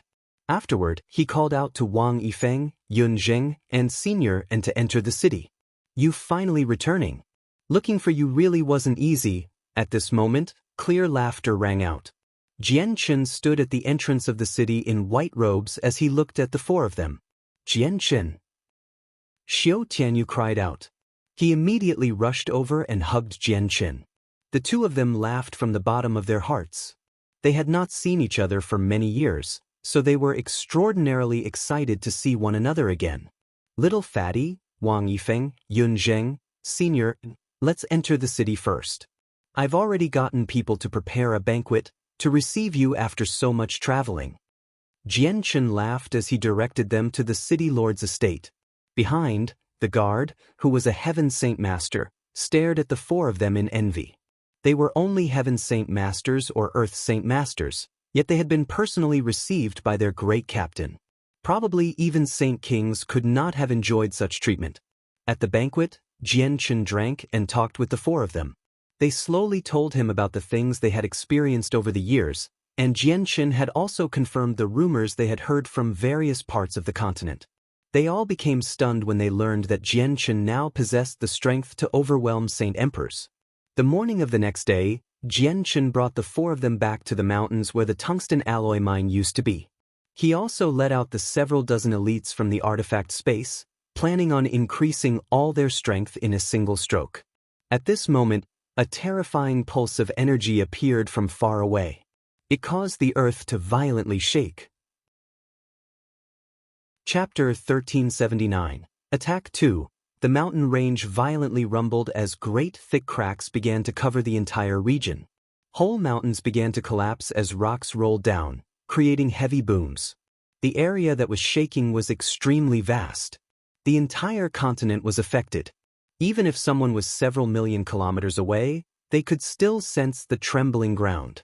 Jian Chen arrived on the highest mountain in a flash. He stood straight as he gazed into the distance. He looked in the direction of Mercenary City. Although it was impossible to see anything since Mercenary City was just too far away, he could still clearly sense just how powerful the pulse of energy was. Jian Chen became stern. However, his eyes began to shine as well. Not only did they become extremely sharp like drawn swords, they were filled with powerful battle intent as well. Jian Chen, what's happened? The others arrived beside Jian Chen and stared off into the horizon. The energy pulse from the distance was so powerful that even Xiao Tianyu and Wang Yifeng could sense it, even though they were just Heaven Saint Masters. Jian Chen sucked in a deep breath and said gruffly, "Little fatty, gather all the people here. We're returning to Flame City immediately." "All right." Xiao Tianyu firmly responded. He did not ask why as he immediately gathered the several dozen people. Jian Chen could not help but dismiss the thought of increasing their strength today. He returned to Flame City with Little Fatty, Wang Yifeng, Yun Jing, Senior and the several dozen elites from the artifact space. He immediately gave the command of closing off the city, stopping all entries and exits. Afterward, he left them behind and left the city through the space gate there with Xiao Jin. Yu Yu, Bai Lian, Huang Luan, Bai Hai, and the others all emerged from seclusion soon after Jian Chen had left. They all stood in the city lord's estate as they cast their gazes into the distance. What's happened? Why has brother left so hurriedly? And why has he brought Xiao Jin with him? Bai Lian asked rather uneasily. She had a vague idea why. Bai Hai, Ming Dong, Du Gufeng, and the others became stern. Bai Hai solemnly said, "If I've guessed currently, the people of the world of Forsaken Saints have come. The calamity is beginning. Since the calamity is here, what are we standing around for? Let's all go to Mercenary City to help. Come, let's immediately open a space gate to Mercenary City," Ming Dong cried out as he was brimming with interest to fight. However, he received a guard's report that the space gate could no longer be activated. "Since we can't activate the space gate, then I'll use my abilities as a Saint King to make one." Ming Dong smiled confidently and immediately began to rip open space. However, his smile soon froze because he discovered that he was unable to rip through the space there as an 8th heavenly layer Saint Kings, making space gates impossible to form. What is happening? Ming Dong's face twitched a few times unnaturally. Bai Hai looked at the golden barrier in the sky and emotionally sighed. Xiao Jin's barrier is becoming more and more complete. Looks like my dear grandson has taught Xiao Jin quite a few things over the past few days. Unless you possess strength greater than the person who set down the barrier, you're unable to rip open a space gate. Then I'll fly out of here. With my increase of strength, I can reach Mercenary City without wasting much time at all, Ming Dong pridefully said. He immediately took off, headed for the sky, but all he hit was the barrier. With a splat, he was stuck there with his legs and arms spread apart, before falling down in a horrendous manner. This barrier can actually stop us from leaving, and space gates don't work either. What is Jian Chen's intentions? He's actually locked us in here, Ming Dong said unhappily as he returned to Bai Hai's side in a messy fashion. I heard that the world of Forsaken Saints has many experts. Just the number of Saint Emperors they have outnumbered the Saint Kings of our continent by several times over. It's extremely likely that the people taking part in the invasion this time are Saint Emperors. Jianchen wants to protect us and not have us fall in battle, which is why he's gotten Xiao Jin to trap us here. He doesn't want us to take part, Yu gently said. Her eyes were filled with worry. Our strength is still not enough. We need to continue our secluded cultivation, Dugu Feng nonchalantly added before returning to his secret room to continue his cultivation. There was a ditch 1,000 meters wide in the ruins of Mercenary City. The ditch was pitch black and seemingly bottomless. However, terrifying ripples of energy would surge into the sky and obliterate the clouds. The energy there caused the space there to violently distort. The experts gathered in the surroundings all stood afar with stern expressions. The Path Lord of Carnal Desires and the 3 Saint Emperors the Beast God Continent were all present. They all maintained their guard and were ready for battle. Oh no, there's coming over. They're all Saint Emperors. So many Saint Emperors. Xiao Ling's voice rang out from the empty air. She had materialized herself in that moment as well. Her young face was filled with fear as she stared at the depths of the ditch in unease. When the experts heard that they were all Saint Emperors, they revealed extremely ugly expressions, causing the atmosphere there to become extremely heavy. At this moment, a space gate ripped open several dozen kilometers away. Jianchen emerged with a young boy, who was holding his hand, before quickly making his way over. His appearance caused Lankiros and Kaiser to narrow their eyes. Their gazes became filled with fear while even the Path Lord of Carnal Desires' gaze toward Jianchen became filled with dread as well. However, their gazes were focused on the 2 swords on Jianchen's back for the most part. They were not the only ones who paid attention to Jianchen's swords. At that moment, everyone present had shifted their attention away from the ditch to Jianchen's swords. Many of them had not personally witnessed the power of the swords, but they knew that Jianchen had used just one of them to defeat the 2 Saint Emperors from the Beast God Continent with a single attack. Big brother, you're finally here. The baddies from the world of Forsaken Saints are all coming. They have so many Saint Emperors, at least several hundred. What should we do? Xiao Ling arrived beside Jianchen as she asked him while clinging to his hand. She was almost in tears. What? Several hundred Saint Emperors? Xiao Ling's words erupted in the minds of the Saint Kings like a bolt from the blue. They all paled. They had thought that only around a dozen or several dozen Saint Emperors were coming. They had never thought that there would be several hundred. Jianchen gently rubbed Xiao Ling's head and said, "Don't be scared, Xiao Ling, aren't I here? I'll accompany you in battle and kill enemies together. All you need to do is use the abilities from your master to attack the enemies as soon as they appear, right?" Xiao Ling immediately calmed down quite a bit when she heard that Jianchen would be fighting with her. She firmly nodded. Chapter 1380, Attack 3, Great-grandson, come here, an ancient and amicable voice rang out. Changyang Zhu Shao smiled at Jianchen. His gaze toward him was filled with approval and pride. Changyang Zhu Yunshao and Changyang Zhu Yin's gaze toward Jianchen was filled with mixed emotions.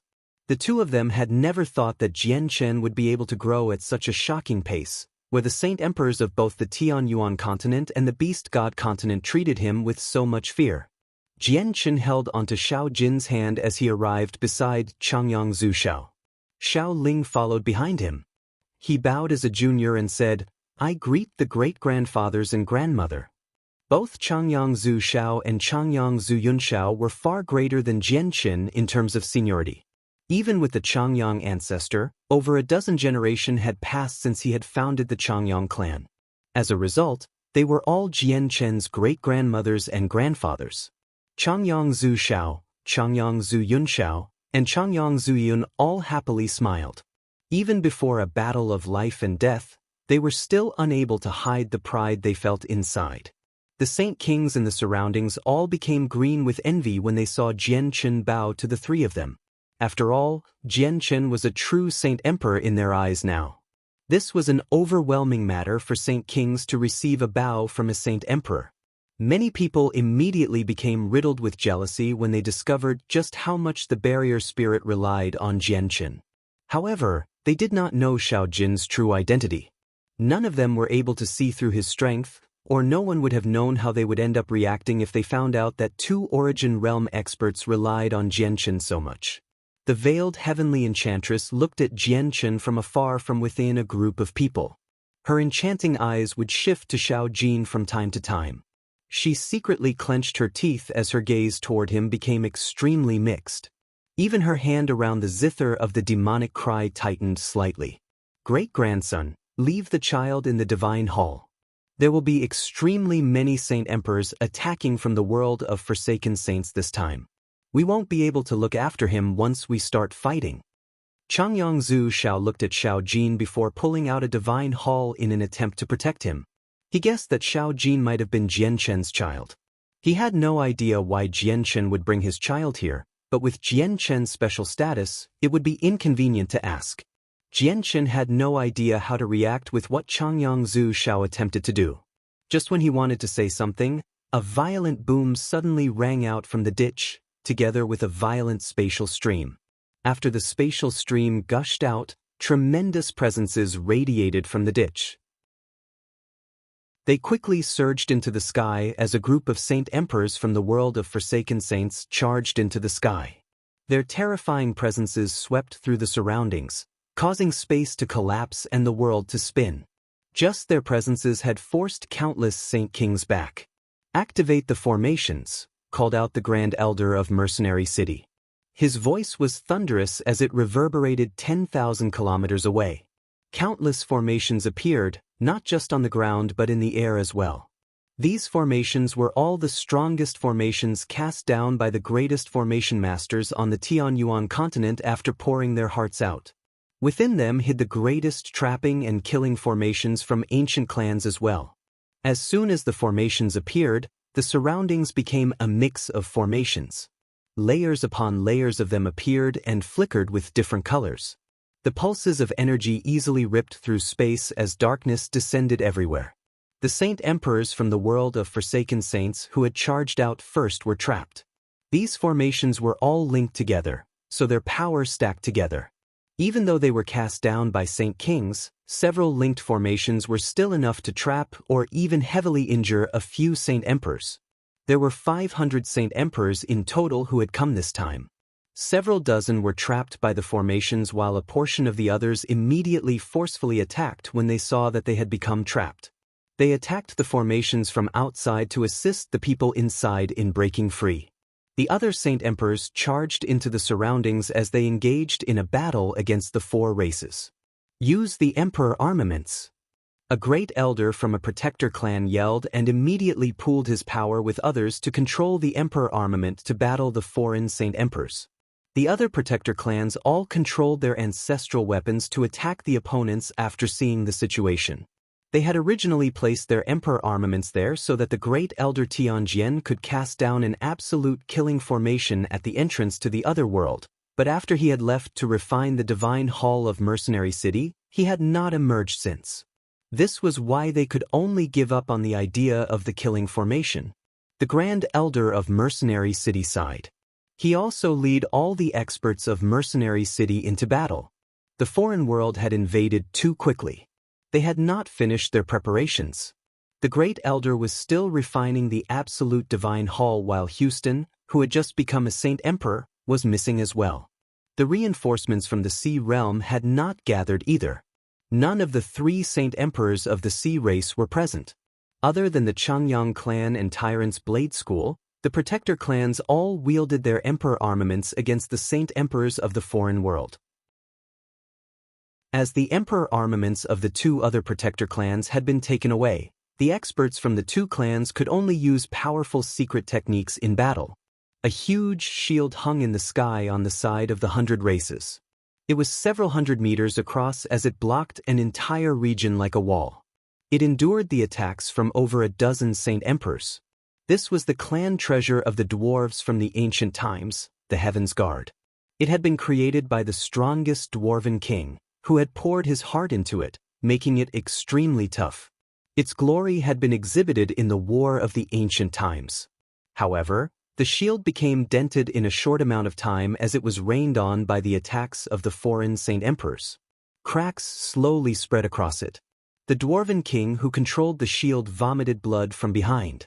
Not only was there blood, there were pieces of organs as well. The Dwarven king was only a saint king at great perfection. The attacks that the Heavens Guard withstood were just far too violent. Some of the force was redirected onto the Dwarven king.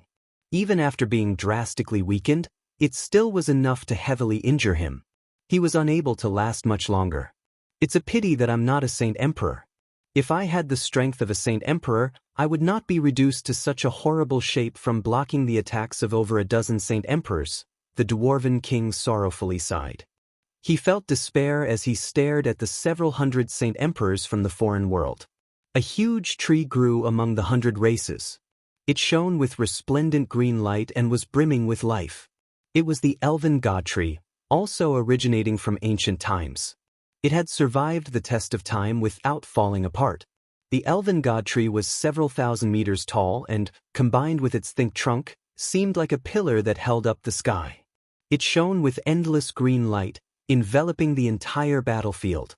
All injured people would rapidly recover as they bathed in the green light. The hundreds and thousands of branches from the tree danced as a flurry in the sky. All the branches extended indefinitely, coiling around the nearest Saint Emperor. Countless branches stabbed into the Saint Emperor and endlessly began to drain away the Saint Emperor's life. Chapter 1381. A Battle of Two Worlds. 1. The Saint Emperor trapped by the elven god tree began a desperate struggle. Terrifying pulses of energy surged out of his body as he attempted to break free from the restrictions of the tree. However, the elven god tree was an ancient existence. Its toughness was incomparable to ordinary tree branches.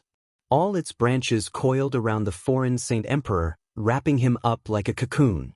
No matter how much the Saint Emperor struggled, he was unable to break free. The tremendous life force within him was drained away by the elven god tree. His presence rapidly weakened during the process and he struggled less and less.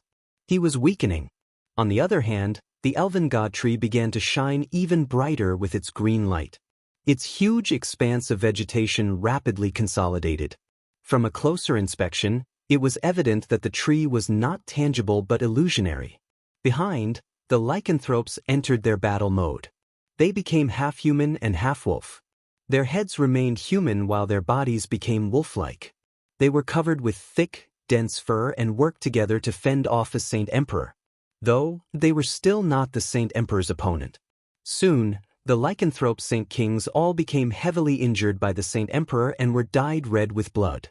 The berserkers, flame demons, lamias were the same as the lycanthropes. They all attacked a single Saint Emperor with several Saint Kings or even a dozen Saint Kings, but the disparity between the two cultivation levels was extremely vast. They were still not their opponents even with their advantage in numbers. They all became covered in wounds while the Saint Emperors were barely injured at all. Toward the very back of the 100 races was a group of people completely covered by gray cloaks. There were not many of them, only a few hundred, and not all of them were Saint Kings. There were many Saint Rulers, Heaven Saint Masters, Earth Saint Masters, and even Great Saint Masters among them. They currently all sat on the ground. They formed an odd formation while their hands were forming seals, and they were also chanting. They were the shamans of the 100 races. They were not powerful, and there were less than 1,000 of them in total. They were known for their curses. Heavenly awakening. Suddenly, all the shamans called out together. Their voices were hoarse, but they were filled with an irresistible charm. Their voices actually drowned out the sounds of battle. An odd pulse radiated from all the shamans, before fusing together into a single ripple that shot toward a Saint Emperor. The ripple seemed to be able to pass through space and time, striking the Saint Emperor who was fighting against the berserkers in a single moment. The Saint Emperor suddenly froze and vomited blood as if he had been heavily injured. His body cracked like a vase and was dyed with blood in the blink of an eye. At the same time, the ferocious attacks from several berserkers struck the Saint Emperor, causing his body to fall apart and disintegrate on the spot. Only his soul remained, filling him with fear. However, before his soul could escape, it was cleaved into two by a berserker, killing him off completely. There were two figures hidden in the empty space among the battlefield of the 100 races. They did not give off any presences or any traces of existence, where even Saint Emperors struggled to discover them. Even when space violently shook, it was not enough to force them out. They both wore long, silver robes. They possessed an elegant stature and were able to move about secretively.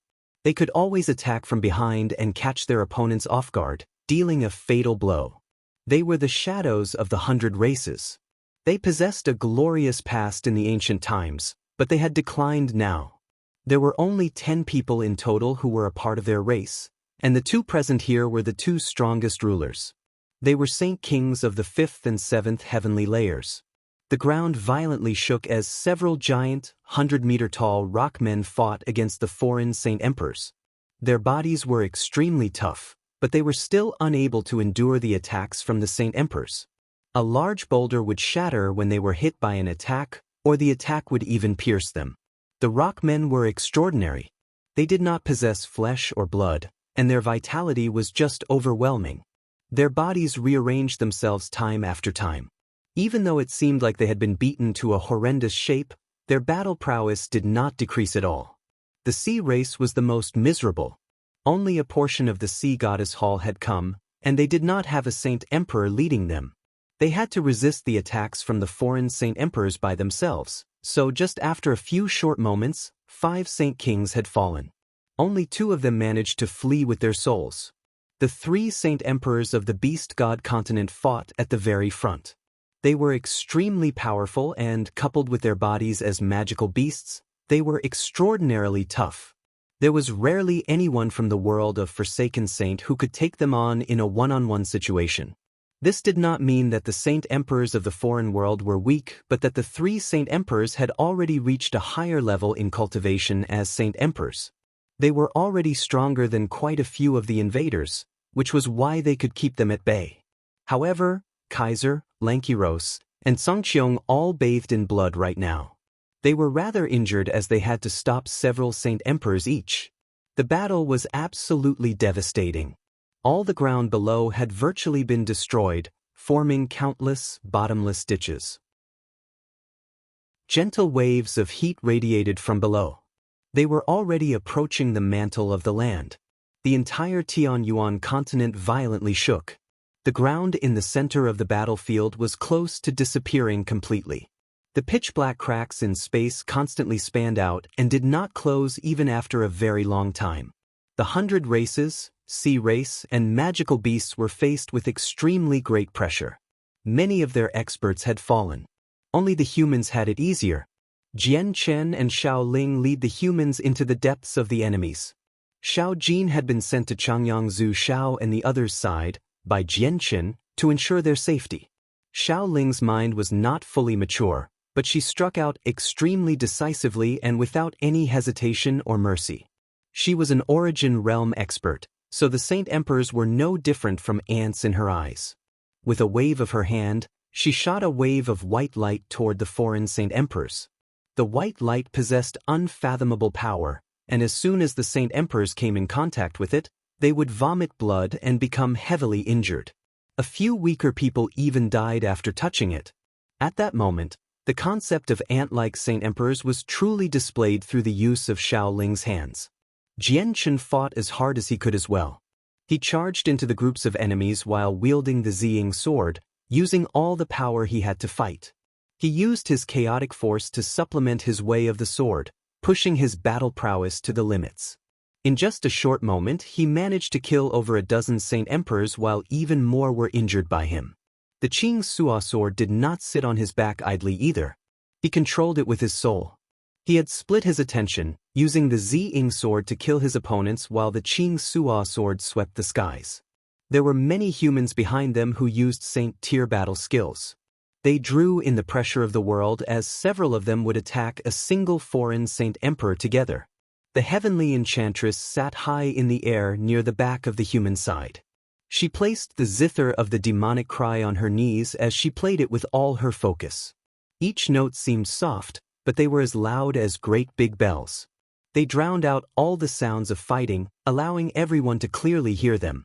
The sound of the zither targeted specific opponents. Whenever the foreign Saint Emperors heard the sound, they would immediately feel their souls quiver. They would alternate between muddle-headedness and drowsiness from time to time. Illusions would also be conjured before them. A huge zither seemed to have condensed behind the heavenly enchantress. The 36 strings were clearly visible, and they were gently trembling. They resonated with the sounds F are the zither of the demonic cry. Chapter 1382, A Battle of Two Worlds, 2. Suddenly, surging battle intent flared up in the eyes of several Saint Emperors as they struck their companions beside them in the swiftest fashion possible. Spurt.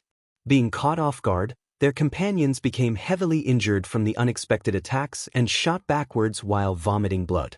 Similar scenes happened across the entire battlefield.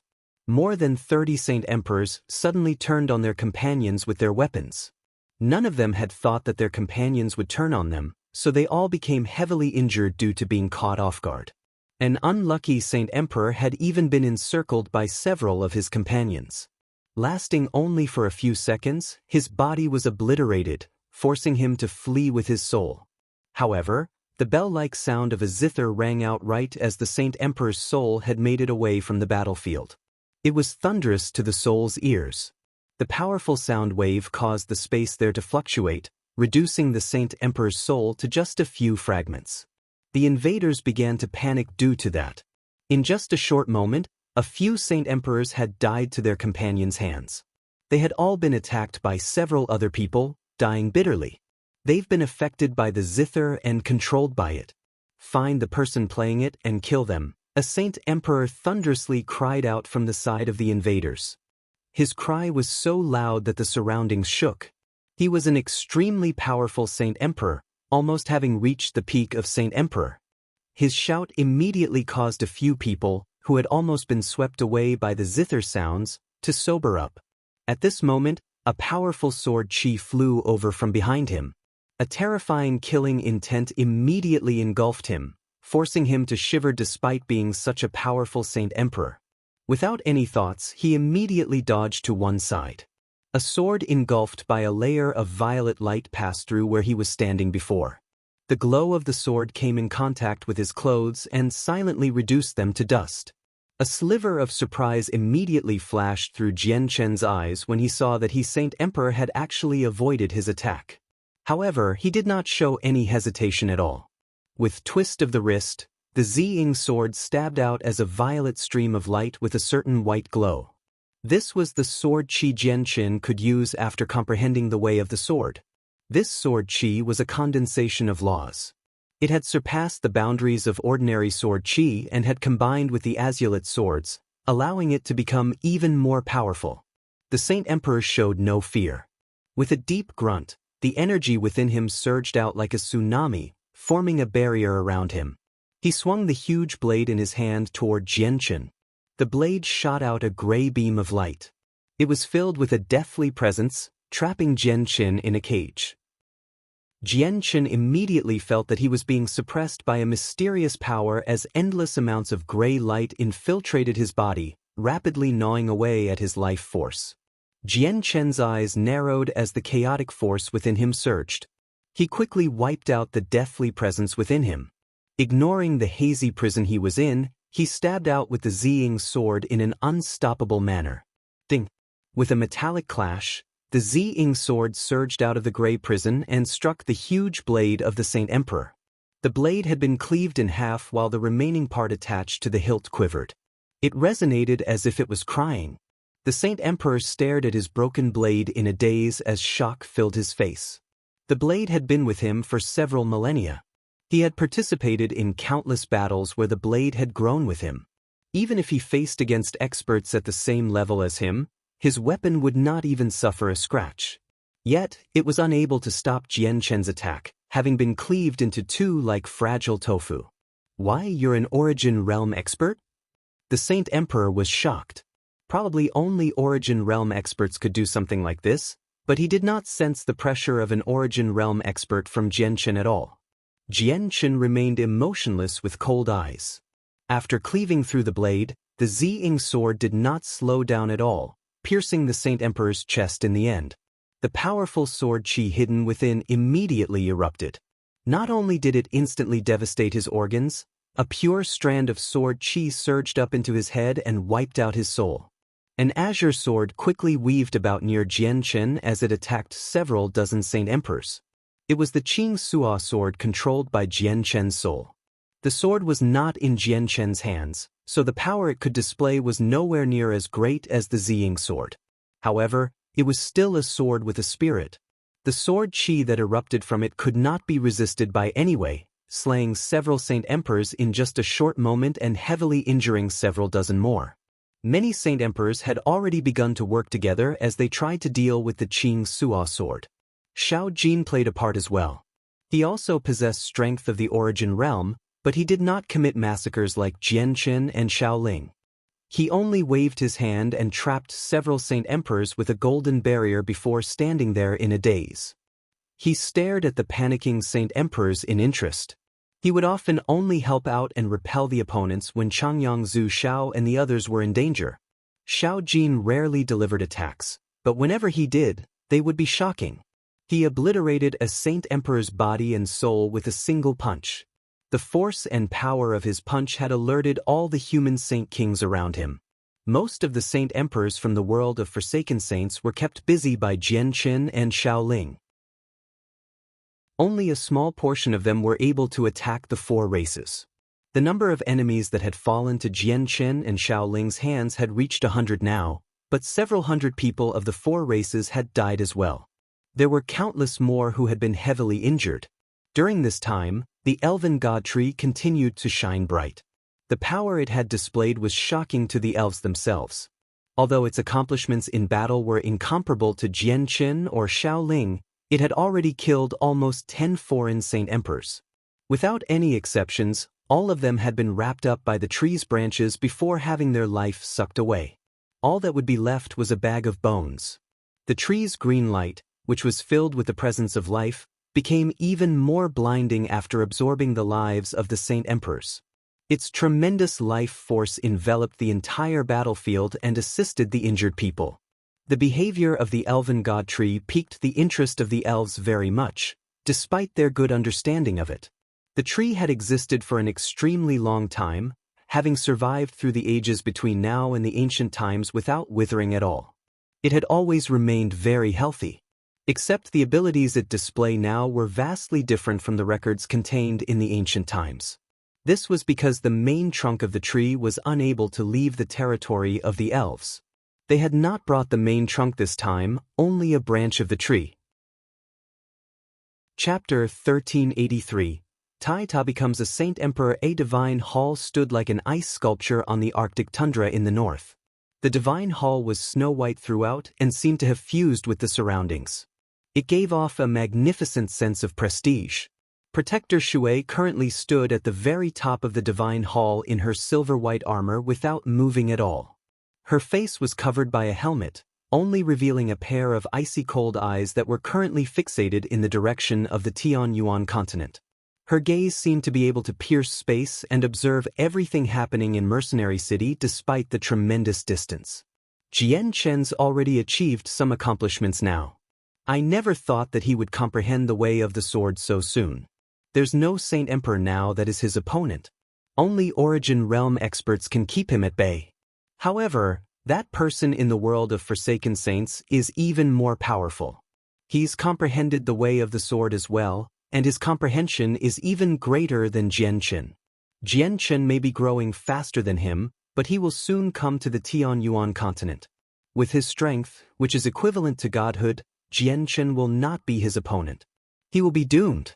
Her Majesty still really cares about her brother, but Jianchen is the successor of the sword sect of Violet Heavens. The two of them will end up on opposing sides sooner or later.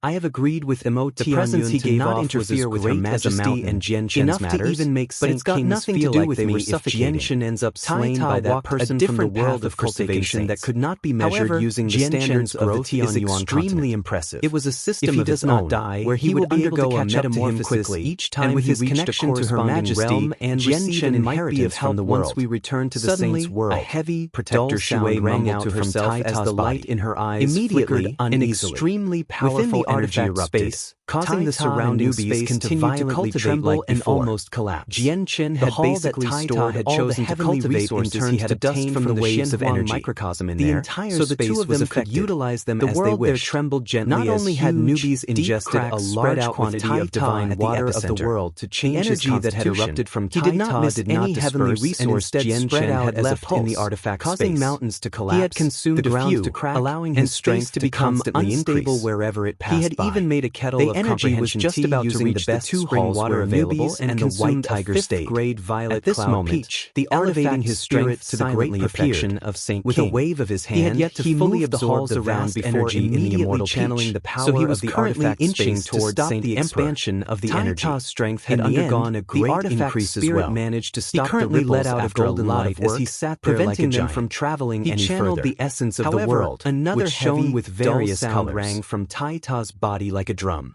With the sound, another storm of great energy exploded out of Tai Ta, quickly spreading out with him as the center. This time, the artifact spirit was prepared. It immediately used the power of the artifact to stop the ripples in their tracks. A third and fourth sound rang from Tai Ta's body close after the second. The outcome was exactly the same each time. With every sound, a powerful wave of energy would form. Tai Ta's strength had arrived at a bottleneck and he was currently making a breakthrough into a higher realm. However, since his cultivation method was extremely extraordinary and originated from the world, the breakthrough caused a very great disturbance that was much different than an ordinary person's breakthrough. As the powerful energy surged out of Tai Ta in a seemingly unceasing manner, the artifact spirit finally became stern as well. If this continued, the Saint artifact would not be able to withstand it. This was because Tai Ta's strength had already reached the level of Saint Emperor's, which was enough to destroy the space of the artifact. Without any hesitation, the artifact spirit swung its hands and condensed all the power within the space around Tai Ta. In the end, it formed a huge barrier of energy around him. This was a barrier completely condensed from radiant Saint force. It was extremely powerful, and Tai Ta seemed to have been wrapped up in a huge cocoon from afar. Bang! Bang! The barrier cast down by the artifact spirit began to violently tremble as it resisted powerful surge of energy. Thin cracks began to cover the barrier. It then shattered loudly when the ninth sound came from Tai Ta. Immediately, a terrifyingly powerful presence radiated from Tai Ta, enough to cause the surroundings to tremble from his presence alone. His presence caused the entire artifact space to shake violently while the surrounding space twisted, as if it was about to collapse from the pressure.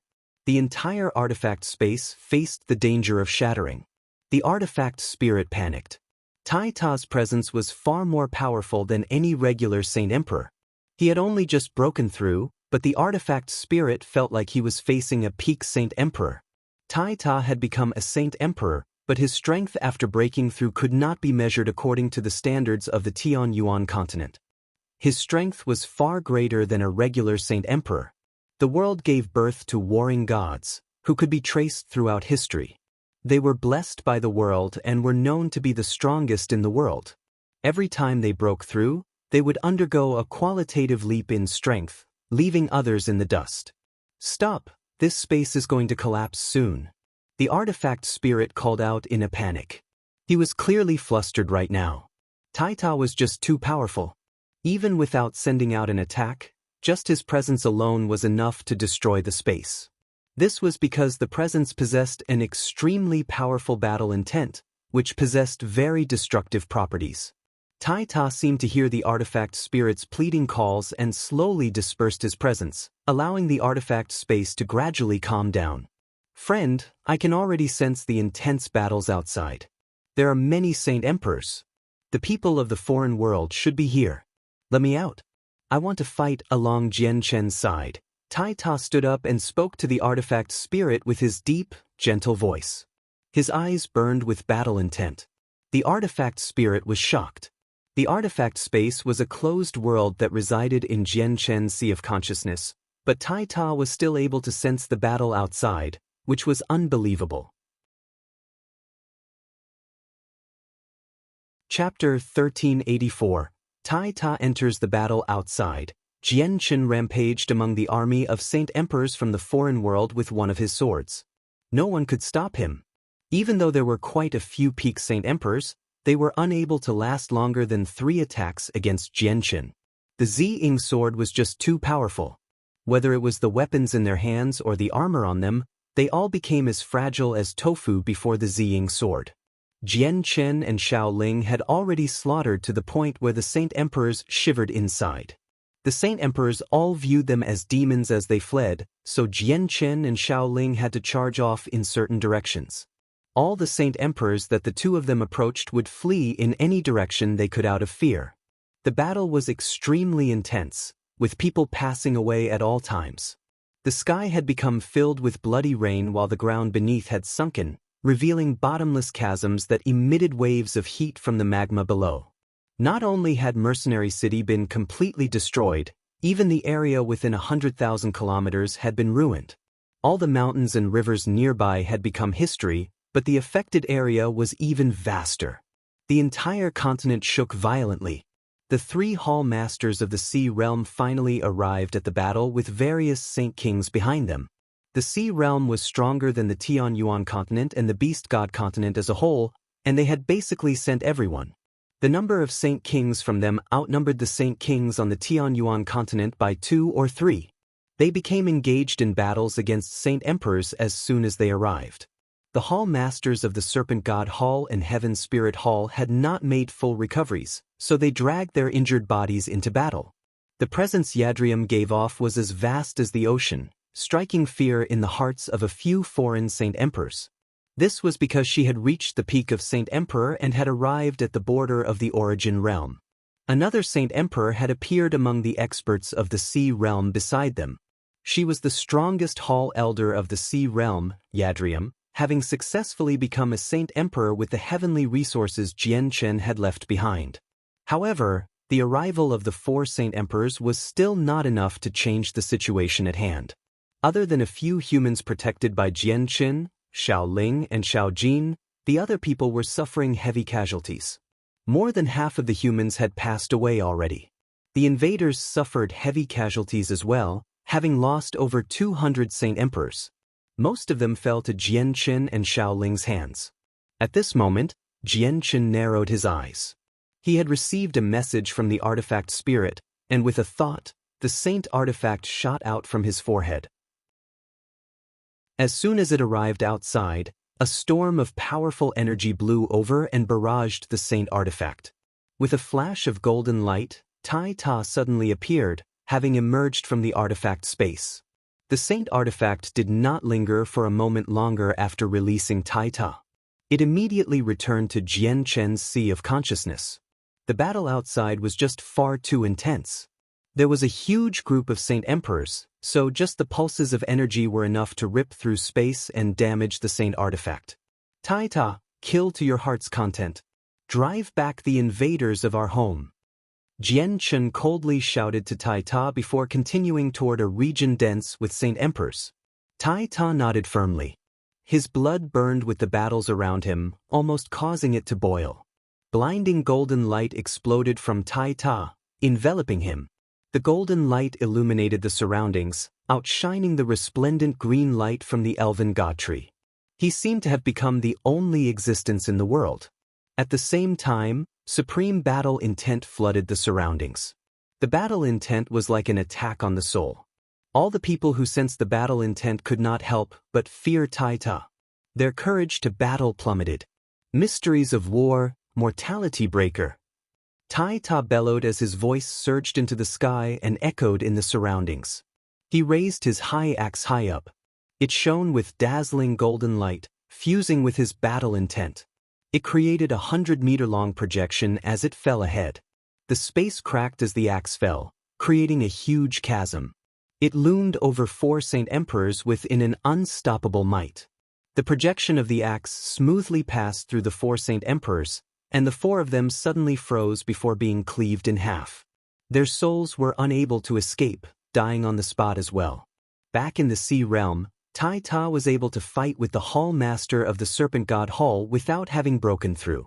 Now that he had stepped into a new realm, his strength had drastically increased. Killing Saint Emperors was a piece of cake to him now. The War God! It's the War God! The War God has appeared, good God! I've finally seen the War God. Fantastic, fantastic. The War God of our 100 races has returned. Our race will experience glory once more. Oh my God! What did I just see?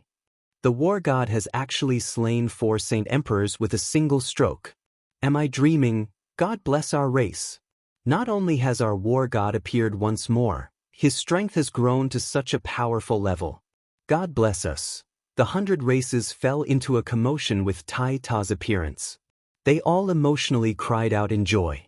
Some of the older people had even teared up and became filled with inextricable joy. Not only was the War God the God that the 100 races believed in, but he was also their religion. He was their soul. Tai Ta slaughtered all the Saint Emperors around him as he made his way toward the 100 races. When he had absorbed a droplet of Erjin's blood, he had received a fragment of his memories as well. He knew that the 100 races were his people since he was the War God. In this current age, the 100 races did not possess any astounding experts. They suffered extremely heavy casualties and several of their forbidden artifacts had been shattered as well, including the Heaven's Guard of the dwarves. The situation was rather pessimistic for them. He wanted to go over and help them, to become their shield and sword to stop the enemy. At this moment, the clear resonance of a sword rang out from the depths of the tunnel. The sound was not loud, but it was sharp, enough to drown out all the other sounds of the battlefield. Even the heavenly enchantress music was suppressed. The heavenly enchantress stopped playing as she placed her slender fingers on the strings of the zither. She sternly stared into the depths of the tunnel. Jianchen was taken aback as well. He pulled back his sword and hovered in the rippling space as he stared into the depths of the tunnel. He finally became stern as some obvious shock surfaced. His soul had actually shuddered from the resonance of the sword.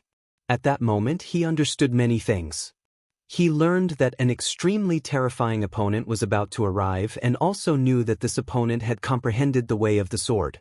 This opponent's progress was even greater than his. Minor achievement of sword origin, almost major achievement. Master, this person is very powerful. Be careful. The sword spirits very sternly informed Jianchen. Jianchen shivered inside. He knew that among the 5 major realms of the sword, each realm was divided into the initial basics, minor achievement, major achievement, and great perfection. He had only attained the initial basics of sword origin while his opponent had already reached minor achievement and was about to attain major achievement. He would be an extremely powerful opponent. The energy was so powerful that it was enough to kill Saint Kings instantaneously. Even Saint Emperors could end up heavily injured if they were not careful. Jianchen and Xiaoling headed toward the other side of the tunnel. As soon as streams of energy rushed over, they would be stopped by Xiaoling with a wave of her hand without requiring Jianchen to do anything at all. The energy streams were lethal to Saint Kings, but they were no threat to Xiaoling. The tunnel was very unstable. The space in there kept warping, distorting the surroundings. It seemed like chaos, making it impossible to see the other side. However, a black metal sword could vaguely be seen slowly floating through the tunnel. The power of the sword was just far too great.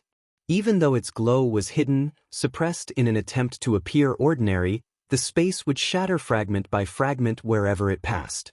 The space would be reduced to nothingness, alternating between chaos and darkness. Jianchen stood before the tunnel with the Ziying sword. He glared at the barely visible sword in the tunnel before suddenly erupting with sword chi. The sword chi was so powerful that it could temporarily suppress the chaotic streams of energy in the tunnel.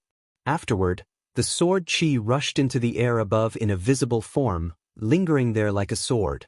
Jian seemed to have become a divine sword. He glowed with blinding a white light as endless sword qi radiated out into the surroundings.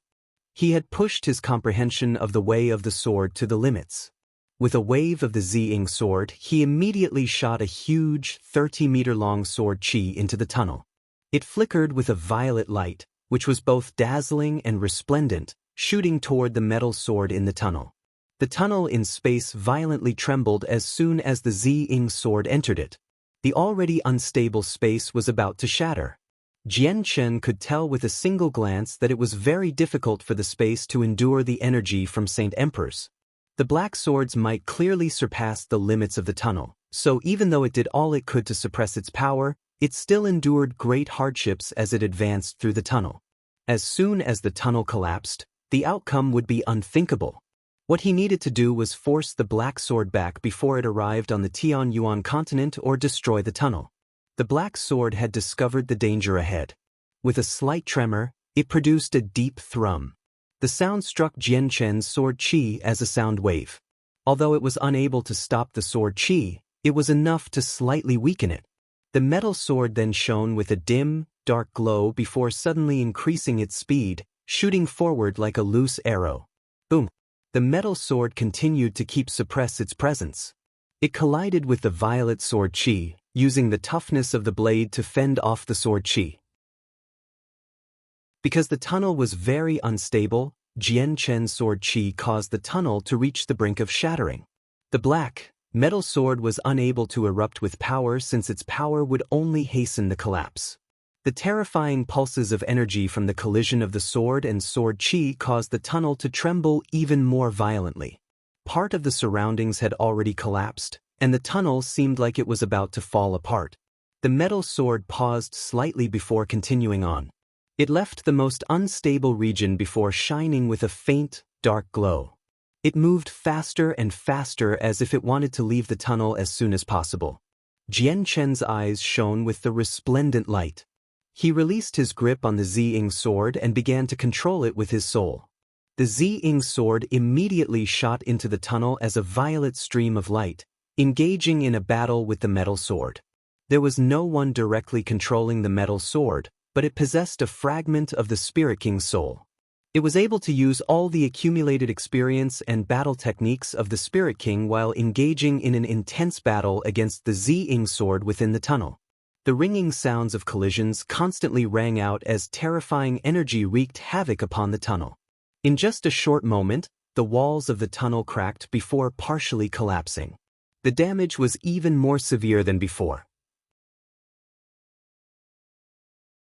Big brother! Xiao Ling produced a cry of surprise as she tailed them. She disappeared into the sky as well. The battle beneath continued. Although Jian was now gone, there was Tai Ta, so the Tianyuan continent had not weakened at all. However, the rate of casualties among the four races had not decreased. 2/3 of the Saint Kings had already passed away. Although Tai Ta had slain many, there was still over 100 foreign Saint Emperors. Kaiser, Lankiros, and the Path Lord of Carnal Desires had fled the battlefield due to the heavy injuries that they had sustained. Sangqiong was the only remaining Saint Emperor of the magical beasts, dealing with the foreign Saint Emperors by utilizing his ability to move the fastest in the world. However, he dared not to face them openly. The sea race had suffered extreme casualties as well. Less than half of the people they had brought were left. The Hall Master of the Sea Goddess Hall was currently engaged in a battle against several Saint Emperors with a trident. She was covered in blood, both hers and her opponents. She was extremely heavily injured. Atlantis was no longer present on the battlefield. She had suffered very severe injuries and had almost passed away. She had been saved by Yadrium in a final moment and had been sent into a divine hall that she carried along her side. At this moment, 2 streams of light shot through the sky from afar. They entered the battlefield with great force, piercing the heads of 2 Saint Emperors and wiping out their souls as soon as they arrived. It's our clan's Emperor armament. The ancestor is our reinforcement. The great elders of the Tyrant's Blade School and Changyang clan were reinvigorated, because the 2 streams of light were the wave-breaking blade of the Tyrant's Blade School and the righteous Yang sword of the Changyang clan. The two weapons had killed their way into the battlefield and gave off a presence that caused the Saint Emperors to shiver inside. The two weapons were not as powerful as the azulate sword or the black metal sword, but they could easily deal with Saint Emperors. The foreign Saint Emperors were not the weapon's opponents at all when only one of them was fighting at a time. They would end up slain within 10 attacks. Even the combined attacks of several Saint Emperors were only enough to reach a stalemate against the two weapons. God damn it, these are weapons of Origin Realm experts. I never thought that there would be more Origin Realm experts here. That's impossible. There is no Origin energy here, and the energy of the world is so thin. It's impossible for so many Origin Realm experts to appear. Just the existence of one or two of them is a miracle. No, there's something wrong with the two weapons. They seem to have been heavily damaged in the past, falling from the grade of Saint Artifacts. The Saint Emperors of the foreign world all cried out, but soon a person discovered the flaws of the weapons and pointed them out. This was because the world of Forsaken Saints had always been in possession of Origin Realm experts. So many Saint Emperors from the foreign world had an extremely deep understanding of that realm of cultivation. The knowledge they possessed was incomparable to the people of the Tianyuan continent. After all, the world only had 4 Origin Realm champions in the past. Even 1,000,000 years ago, records of Origin Realm experts were rare existences. The temperature in outer space was extremely low. So cold, in fact, that even Earth Saint Masters would not be able to survive. A huge, white planet loomed to one side while the vast cosmos dominated the other. There was no gravity theorem nor any sense of direction. It was impossible to distinguish which way was left, right, up or down, and the energy of the world was absent as well. Even Saint Emperors would not be able to replenish the Saint Force they consumed in outer space. Jian Chen currently wielded the Ziying sword as he hovered in a ball of blinding white light. His presence was as vast as the sea while his battle intent roared within him. He stood there like a drawn sword. Xiao Ling stood near Jian Chen. She nervously stared at an area right in front of her. Some fear was present on her face, but it was also filled with an awareness and was full of vigilance, as if she was about to face a powerful opponent. The black, metal sword hovered silently right before them. It churned with light, which pierced into the surrounding space and caused it to warp.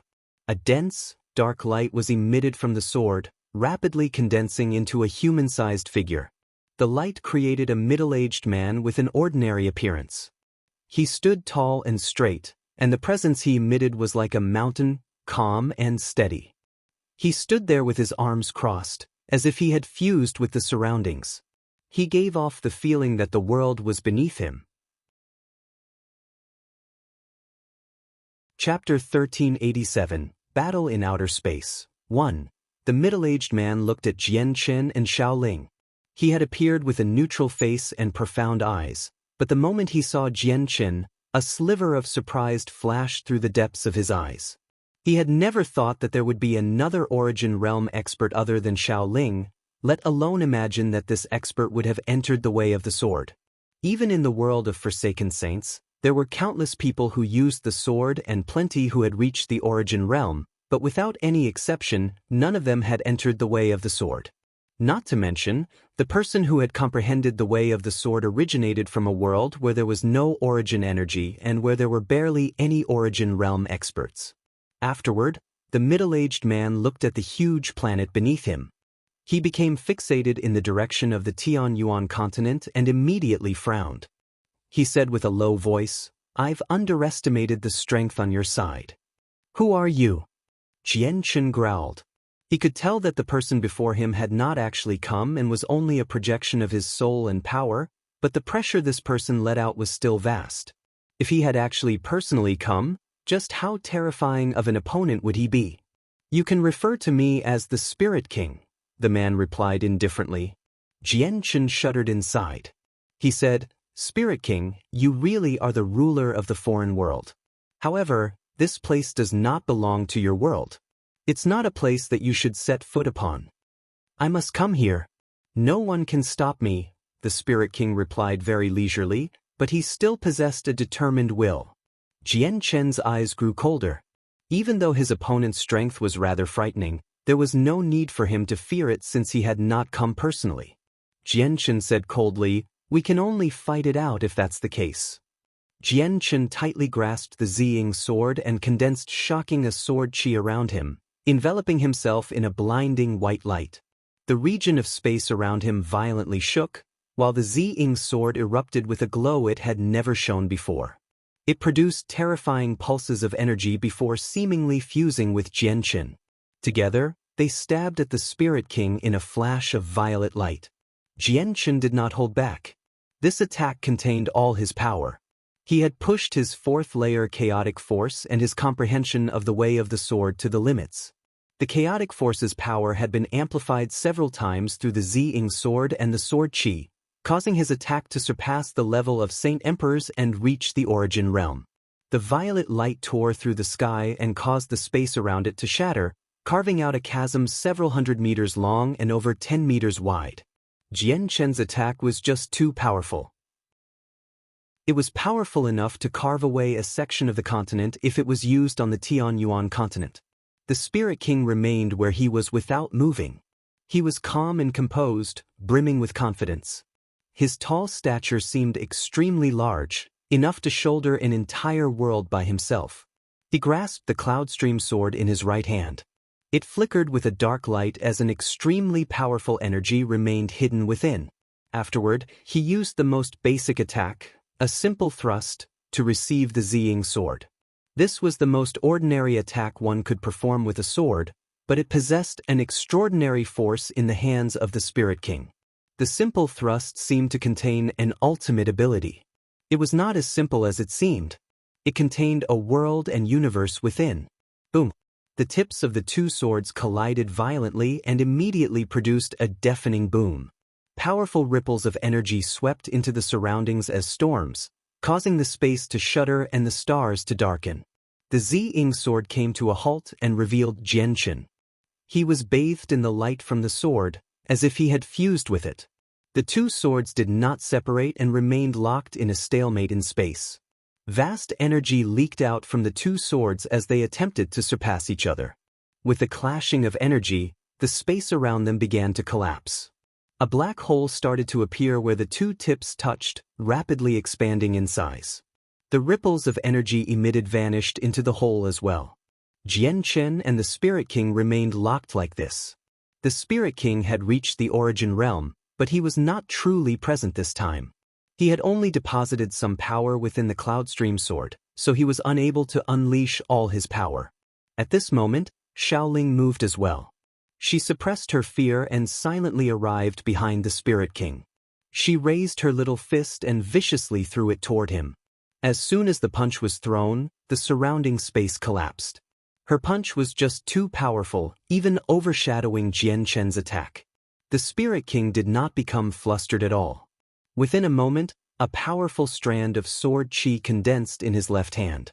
It shone with a dazzling white light, which illuminated the surroundings. This was sword chi he had condensed using his understanding of the way of the sword. It was not just energy, but a condensation of laws as well. It was even more powerful than Jianchen's sword chi. Without even looking back, the Spirit King swung the sword chi toward his back, forcing Xiaoling to pull back her punch and stop the attack. Bang! The sword chi vanished with a dull sound. Xiaoling managed to block the attack, but she was blown several kilometers away. "So powerful," Xiaoling commented. Her eyes were filled with disbelief. She had already reached returnance and the Spirit King was not personally present, yet just a clone condensed from energy was enough to force her back. Break through.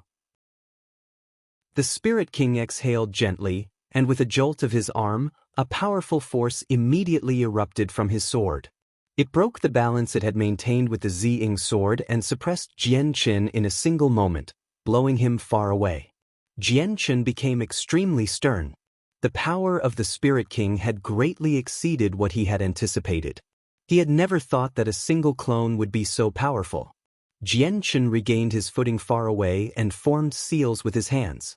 He quickly formed several complicated seals before crying out, "Sky-severing strike." At that moment, the Ziying sword became 100 meters long.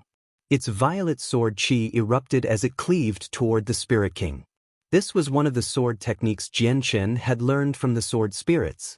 Although it was a part of the basics in the eyes of the sword spirits, Jian Chen was able to erupt with power he did not possess when he used it.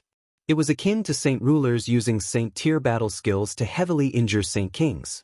However, the sword technique was far, far more powerful than saint tier battle skills. The Spirit King narrowed his eyes. The attack had locked onto his presence, preventing him from dodging.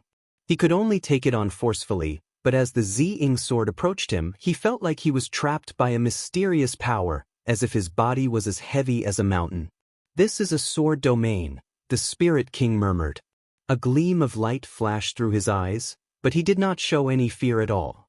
Instead, his battle intent surged and he yelled out, "Break? Domain!" The Cloudstream sword did not erupted with much force. With just a dull flash, it was thrust into space, immediately dispersing the mysterious force around him. "Break, sword!" The Spirit King called out this time, and the Cloudstream sword charged toward the huge Ziying sword. A wondrous energy circulated within the Cloudstream sword as it came in contact with the Ziying sword. Ding! With a crisp sound, the power of Jian Chen's sky-severing strike vanished like a deflating balloon. It rapidly weakened before the Ziying sword returned to its original form and returned to Jian Chen's hand. Chapter 1388, Battle in Outer Space. 2. Jian Chen was shocked inside. The sword technique he had just used originated from the Azulite sword spirits. Even though it was only one of the basics, it still originated from the Immortals' world. The power of the technique was unimaginably great, yet it had fallen apart so easily before the Spirit King. He found it difficult to believe. It would have been acceptable if the Spirit King was actually present and had easily broken through the sword technique then, but all that was present was a strand of soul and some energy the Spirit King had deposited into his sword. The Spirit King's comprehension of the way of the sword is greater than mine. Can he easily stop my sword techniques with just his advantage in the way of the sword? Jian Chen thought about it quickly, but his hands never stopped. He swung the Ziying sword and used a second sword technique, sending 3 sword chi toward the Spirit King with a flash. The 3 sword chi did not attack the Spirit King directly. They instead shot into his surroundings and created a formation, trapping him in a triangle. Each strand of sword chi was 2 meters long and let out a blinding light. The 3 strands of sword chi resonated with one another as they fused their power to seal off the region. Jian Chen's presence skyrocketed. He arrived above the Spirit King in a flash, and at the same time, the Qing Suo sword arrived beneath the Spirit King in a flash of azure light through the control of his mind. Afterward, both swords stabbed toward the Spirit King from above and below. 2 streams of light, one violet and one azure, shot through space with unbelievable speed. If the Spirit King wasn't in between them, it seemed like the 2 swords were about to collide. Break, formation. The Spirit King's face remained the same as before. He gave a deep grunt before the Cloudstream sword stabbed into empty space, immediately striking Jian Chen's formation with a mysterious power. With a boom, the 3 sword chi were easily smashed. Afterward, the Spirit King shot up as he moved toward Jian Chen with a terrifying presence. The Qing Suo sword erupted with azure light from beneath the Spirit King. It transformed into an azure streak as it shot up, attempting a pincer attack on the Spirit King with the Ziying sword. It vaguely radiated with supreme Yin Qi, while the Ziying sword above vaguely radiated with supreme Yang Qi as well. This was the Yin and Yang Qi created from chaotic force when the world began. This was the power of the sword spirits. Although the sword spirits sustained great injuries and their Yin Qi and Yang Qi had become extremely weak, they were still able to erupt with unbelievable force if their supreme Yin and Yang Qi came together. As soon as the Spirit King came in contact with the Ziying sword, he sensed the sliver of supreme Yang Qi hidden within. His heart immediately tightened, and without any hesitation, he came to a halt before reappearing 1,000 meters away in just a single movement. As soon as the Spirit King vanished, the resplendent light of the 2 swords overlapped with one another. However, the 2 swords remained separate, coming no closer than 3 inches, while the supreme yin and yang qi erupted with a destructive ripple of energy. 9 godly arts, Slayer. Xiao Ling became stern in the distance. She used the supreme techniques that Mo Tianyun had left behind, the 9 godly arts. Her hands turned into claws as terrifying energy condensed around them. She then swept them in front of her. The region of space around her trembled before collapsing. An extremely powerful force of slaughter shot toward the Spirit King as a crescent and caused space to collapse along the way. The killing intent unleashed was enough to annihilate worlds, enough to affect the souls of people. Just the terrifying killing intent from the force of slaughter was enough to disperse the souls of weaker people. Jian Chen's eyes narrowed. He had seen countless Saint-tier battle skills, but the 9 godly arts completely surpassed the realm of a battle skill. He had already determined that the 9 godly arts were not weaker than the sword techniques he had learned from the Azulite sword spirits from the might this one attack displayed. It could even be more powerful. Saint-tier battle skills were only suitable for Saint rulers and Saint emperors. The effects would not be very evident when used by Saint emperors, yet the 9 godly arts were still able to demonstrate such a great impact when cast by a returnance expert. This could only be explained by the fact that the 9 godly arts were of an extremely high grade. The Spirit King's indifferent eyes brimmed with interest. He became fixated on the force of slaughter that was wreaking havoc. He actually felt like he could not dodge the attack, as if it would catch up to him if he tried to move. The Spirit King raised his cloud-stream sword and endless white light condensed from the surrounding space. The sword became a streak of white light before surging out as an afterimage. He struck the force of slaughter with the sword. Boom! The force of slaughter was dispersed by his sword, but the Spirit King was blown far away. His figure had become somewhat blurry. The Spirit King tossed out his sword as he shot back. The cloud-stream sword shot toward Xiao Ling while flickering with a dark light. The sword was like a venomous snake hidden within the darkness of space. With a thought, Jian Chen controlled his 2 swords with his soul and directed them toward the cloud-stream sword. His swords managed to stop it while he used the illusory flash to shoot toward the Spirit King. He condensed a sword from sword chi in his right hand and stabbed it toward the Spirit King. 9 godly arts, world luck.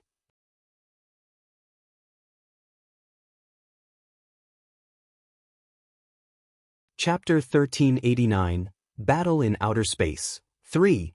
The White Tiger's figure dulled after enduring the Spirit King's attack, but its claws still passed through the Spirit King's body along with a powerful force of slaughter. It caused the Spirit King's body to distort, changing from human form to a cluster of dense and powerful energy. However, the Spirit King's soul was still present. Under his soul's control, he morphed back into human form in basically a single moment. However, he had become more ethereal. His power had been rapidly consumed by the White Tiger's claw. The White Tiger did not disperse. Instead, it remained with its same majestic presence. Even though its figure had dulled after taking an attack from the Spirit King, it still radiated with a terrifying presence. Its claw shot toward the Spirit King once again with force of slaughter, which obliterated the surrounding space. The Spirit King was just far too powerful, and he had attained minor achievement in sword origin. His strength surpassed others who possessed a similar cultivation level as him, so his clone was no weaker than a returnance expert. He did not hold back at all in his second clash with the White Tiger, pushing his body to the limits. The White Tiger finally dispersed after withstanding 2 attacks, but the Spirit King was heavily injured as well. His body of energy had become extremely faint, but he still behaved as though he was invincible. His presence had not weakened at all. The cloud-stream sword in his hand had dulled as well. Most of the power deposited within the sword had been consumed during the clashes. It was impossible for the power to be replenished either, as the Spirit King was not actually present. At this moment, Jian Chen dispersed the sword chi within him as well. Blood ran down from the corner of his lips, and his face was rather pale. He could obviously see the Spirit King's condition as well, so he immediately charged forward again regardless of his wounds. He wanted to waste all the energy of the Spirit King's clone as soon as possible. Xiao Ling attacked as well, fighting the Spirit King alongside Jian Chen. She used the 9 godly arts many times. It would demonstrate wondrous powers each time she used it. There were both offensive and auxiliary abilities, which all possessed force of slaughter. Toward the end of her barrage, all the abilities conjured the figure of a white tiger and grew in power. The battle in outer space was extremely intense. They had fought to the point where the surrounding space shattered and the stars in the distance seemed to darken.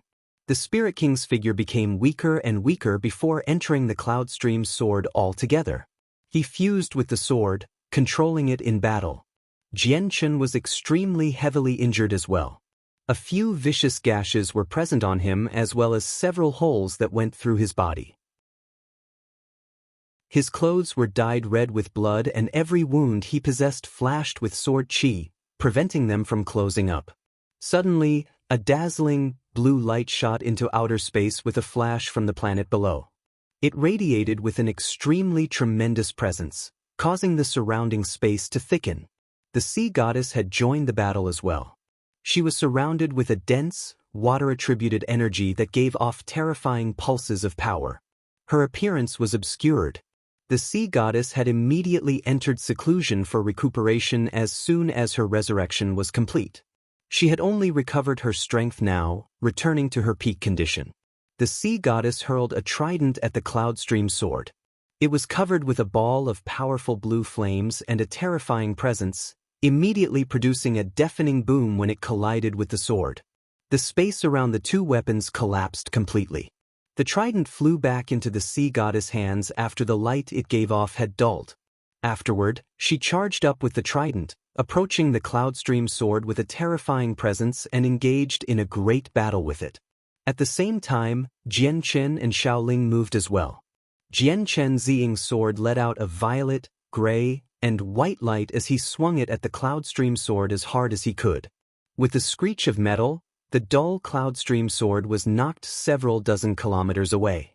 A powerful force of slaughter turned the space there to shards through a supreme killing intent.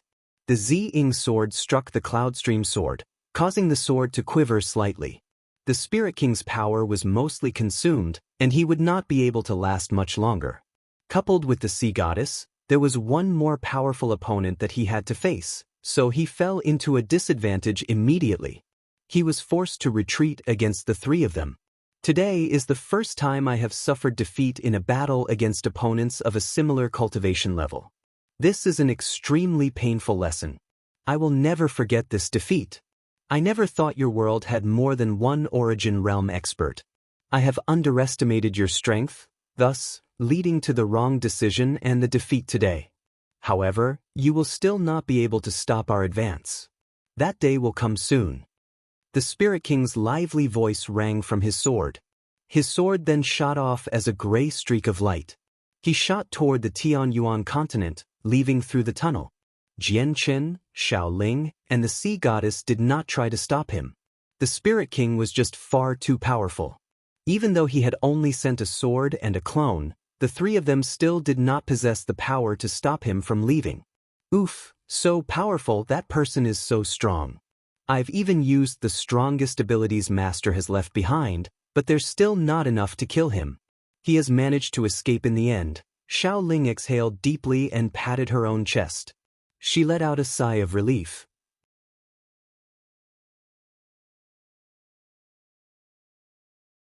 Chapter 1390. Heavy losses. The battle ended very soon. This unprecedented battle that spanned two worlds did not last for very long, but its effects were without a doubt immense. The battle had shaken the entire world and was destined to go down in history. Even the war between the humans, magical beasts, and 100 races had not reached such intensity. The Tianyuan continent was very heavily destroyed as an aftermath of the battle. A bottomless pit spanned several thousand kilometers from Mercenary City, emitting waves of heat in the darkness. The heat caused the temperature in the region to skyrocket. This was due to the magma below the earth. However, the churning molten rock was not visible since the pit was just too deep. The ruins of Mercenary City had completely vanished long ago in the battle. Most of the structures of the city had fallen into the depths of the magma. There was a region of space in the very center of the pit that contained extraordinary energy fluctuations. This was the tunnel leading to the world of Forsaken Saints. It had not been destroyed. The tunnel seemed very fragile, but it was virtually indestructible. Even if a portion of it had cracked and collapsed, it would slowly mend itself. The people of the 4 races lingered in the sky after surviving the battle. Many of them were covered in blood, not just from themselves but from their enemies as well. There were a few Saint Kings who had lost limbs and parts of their bodies during the battle, making them a brutal sight. Very few people still maintained a whole body. "We're victorious. We've slain the several hundred invading Saint Emperors and successfully protected our world," a few Saint Kings constantly exclaimed. Their voices were filled with the joy of victory and obvious triumph. All the people who had survived revealed a smile of victory. They all smiled and felt triumphant from the bottom of their hearts. They only had a few Saint Emperors on their sides with the 4 races combined, yet they had faced several hundred Saint Emperors. The disparity in strength was just unbelievable. Under such a situation where the odds were against them, they still managed to achieve victory in the end. This had surprised all of them. However, their joy vanished slowly when they saw the people scattered throughout the sky. Their feelings grew heavy. Less than a quarter of all the people from the 4 races were left at the end of the battle. The others had all fallen, departing from the world forever. Basically all the people there were Saint Kings, barely any Saint Rulers. Experts of such a level were existences that stood on the apex among all the races. It was rather difficult for them to endure such a huge loss in such a short amount of time. All 4 races had suffered heavy casualties from the battle. Other than Yadrium and Songqiong, all the other Saint Emperors had fled before the battle had ended since they had become too heavily injured. "We're victorious this time all because of Jianqin. Over 100 of those foreign Saint Emperors died to his hands," the Grand Elder of Mercenary City said with a sorrowful voice. Mercenary City had suffered severe losses from the battle. There were only 3 Saint Kings left, the rest were dead. All of their remains had fallen into the pit and had been dissolved by the magma. All the people concentrated their attention on Jianqin. The experts of the Tianyuan continent and Beast God continent all revealed rather mixed in expression. The experts of the 2 continent possessed an extremely clear understanding of Jianqin. He was not an old monster who had cultivated for thousands of years. He was a junior who was not even 100 years old, only having cultivated for a few decades. Yet, it was him who had left them in the dust and reached a whole different level of power, slaying Saint Emperors like ants. Mentally, they were greatly affected by this fact. Is Jianqin really an incarnation of Mo Tianyun? At this moment, similar thoughts crossed the minds of both the humans and magical beasts. Afterward, a few people looked away from Jianqin and then at Shao Jin, Tai Ta, and the Sea Goddess. Quite a few people had caught a glimpse of Shao Jin and Tai Ta's performance during the battle, shocking most of them. The only person they had not seen was the Sea Goddess. Although she was shrouded by a screen of dense blue light, obscuring her appearance, the tremendous presence and water-attributed energy she gave off explained everything. "Yadrium greets your majesty." Yadrium arrived before the Sea Goddess and dropped to one knee as she gave a courteous greeting. "You're very heavily injured. Go back and heal," the Sea Goddess nonchalantly commanded. "Yes, your majesty." Yadrium rose up and glanced back at the heavily injured experts of the sea race. Afterward, she took a group of particularly injured people with her and immediately returned to the sea realm, only leaving a few not-so-wounded people to keep guard. On the side of the 100 races, all the people there had already knelt down, greeting the war god in the most courteous manner. All of them were extremely excited. Even though they had suffered heavy losses as well, the return of the war god had dulled their sorrows. The war god was their soul. He was their pillar of support and where all their faith lay. On the side of the magical beasts, the remaining experts all showed very ugly expressions. The return of the war god was bad news for them. The golden light around Tai Ta slowly dimmed as he began striding away. He walked toward Jianqin. Tai Ta's actions attracted everyone's attention. Everyone's eyes became fixated on him.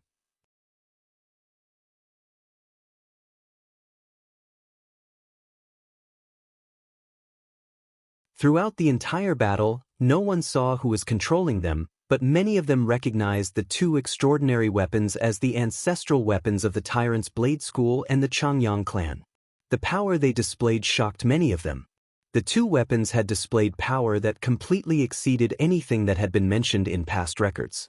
Even during the glorious ancient times, Saint Emperors were unable to display such power when controlling them. Afterward, the people gathered there all dispersed. Sangqiong returned to the Beast God continent with the magical beasts as well, leaving none behind. They were all heavily injured and needed to return and heal as soon as possible. The sea goddess left by herself as well. She departed silently, only leaving behind around a dozen Saint Kings, who were not so heavily injured, to watch over the tunnel. In the blink of an eye, only a few dozen humans and a few exhausted Class 7 Radiant Saint Masters were left. They were the people who had managed to survive until the end. They had probably become the only Saint Kings left on the continent, aside from the few people who had remained in seclusion and did not take part in the battle. Even the Radiant Saint Master unions suffered greatly. Some of the few Class 7 Radiant Saint Masters had died as well, leaving behind only 7 people, which included the President and the Grand Elder. The Changyang clan still possessed the greatest amount of power among the 10 protector clans. Aside from the people from the Qing and Yuan branches who never took part in the battle, Changyang Zhu Xiao, Changyang Zhu Yunxiao, and Changyang Zhu Yeyun were fine. All they suffered were a few insignificant scratches. If it were not for Xiao Jin's protection, they probably would have died as well. All the Saint Kings of the Shanxiao sect, the Yangji sect, Yiyuan sect, and Moyuan clan had died while the emperor armaments of the 4 protector clans had fallen into the magma below. The other protector clans had lost over half of their Saint Kings. Only one remained for the Heaven's Incense School. He was barely alive as well. The ancestral emperor of the Felicity Empire had fallen and, just like the Karl Empire, they were left with a single Saint King. Zarvamos of the Tsar family from the Holy Empire had died in the battle as well, but Saint Kings still remained for the other 2 clans of the Holy Empire. This would result in a decline for the Tsar family, who originally reigned supreme above the other 2 clans. Mercenary City was left with only 3 Saint Kings as well, even though they were much more powerful than the protector clans before. Fortunately, very few Saint rulers had taken part in the battle, so the future of the continent still existed. New Saint Kings would appear again soon. Jian Chen, I want to thank you, my friend, for helping us out so many times, or I would have been done for long ago. The ancestor of the Kara clan thanked Jian Chen gratefully. He would glance at Xiao Jin, who stood beside Jian Chen from time to time as an odd light appeared in his eyes. Jian Chen clasped his hands at him and conversed a little with him. Not only was Karalot the great-grandfather of Kara Liwei, the Qinhuang kingdom was also a subsidiary of his clan. As a result, Jian Chen needed to watch over Karalot. After their conversation, Jian Chen looked at the heavenly enchantress. As soon as he attempted to approach her, she left in a blur with a single movement, something he would never have expected. Jian Chen silently stared at the heavenly enchantress figure and only sighed gently after quite some time. He did not chase after her. Sigh. Our mercenary city was founded in ancient times and has existed for over 1,000,000 years. It became a symbol of the Tianyuan continent long ago. I never thought that it would be destroyed like this, where not even ruins remain. The Grand Elder of Mercenary City was filled with sorrow as he stared at the bottomless pit beneath him. Although the mercenary city of the past has been destroyed, that's only its shell. Its soul still lives on. We need to rebuild Mercenary City. Yes. We can rebuild a destroyed city. We can't forget about the Lord Barrier Spirit, the esteemed Great Elder, and our heritage of countless years. The 2 other Saint Kings of Mercenary City both agreed. They were brimming with vigor. Mercenary City was destroyed, but the miniature world could still be opened up. The battle had not shaken the organization much at all other than destroying their city and taking the lives of a few of their Saint Kings. You're tuning in to the Passion Pages YouTube channel. We're so grateful for your support, and don't forget to subscribe to join us on this incredible journey through captivating stories. Your generosity through donations truly makes a world of difference, as it's the primary source of revenue that allows me to expand and enhance this channel for you. Thank you from the bottom of my heart for being a part of this adventure.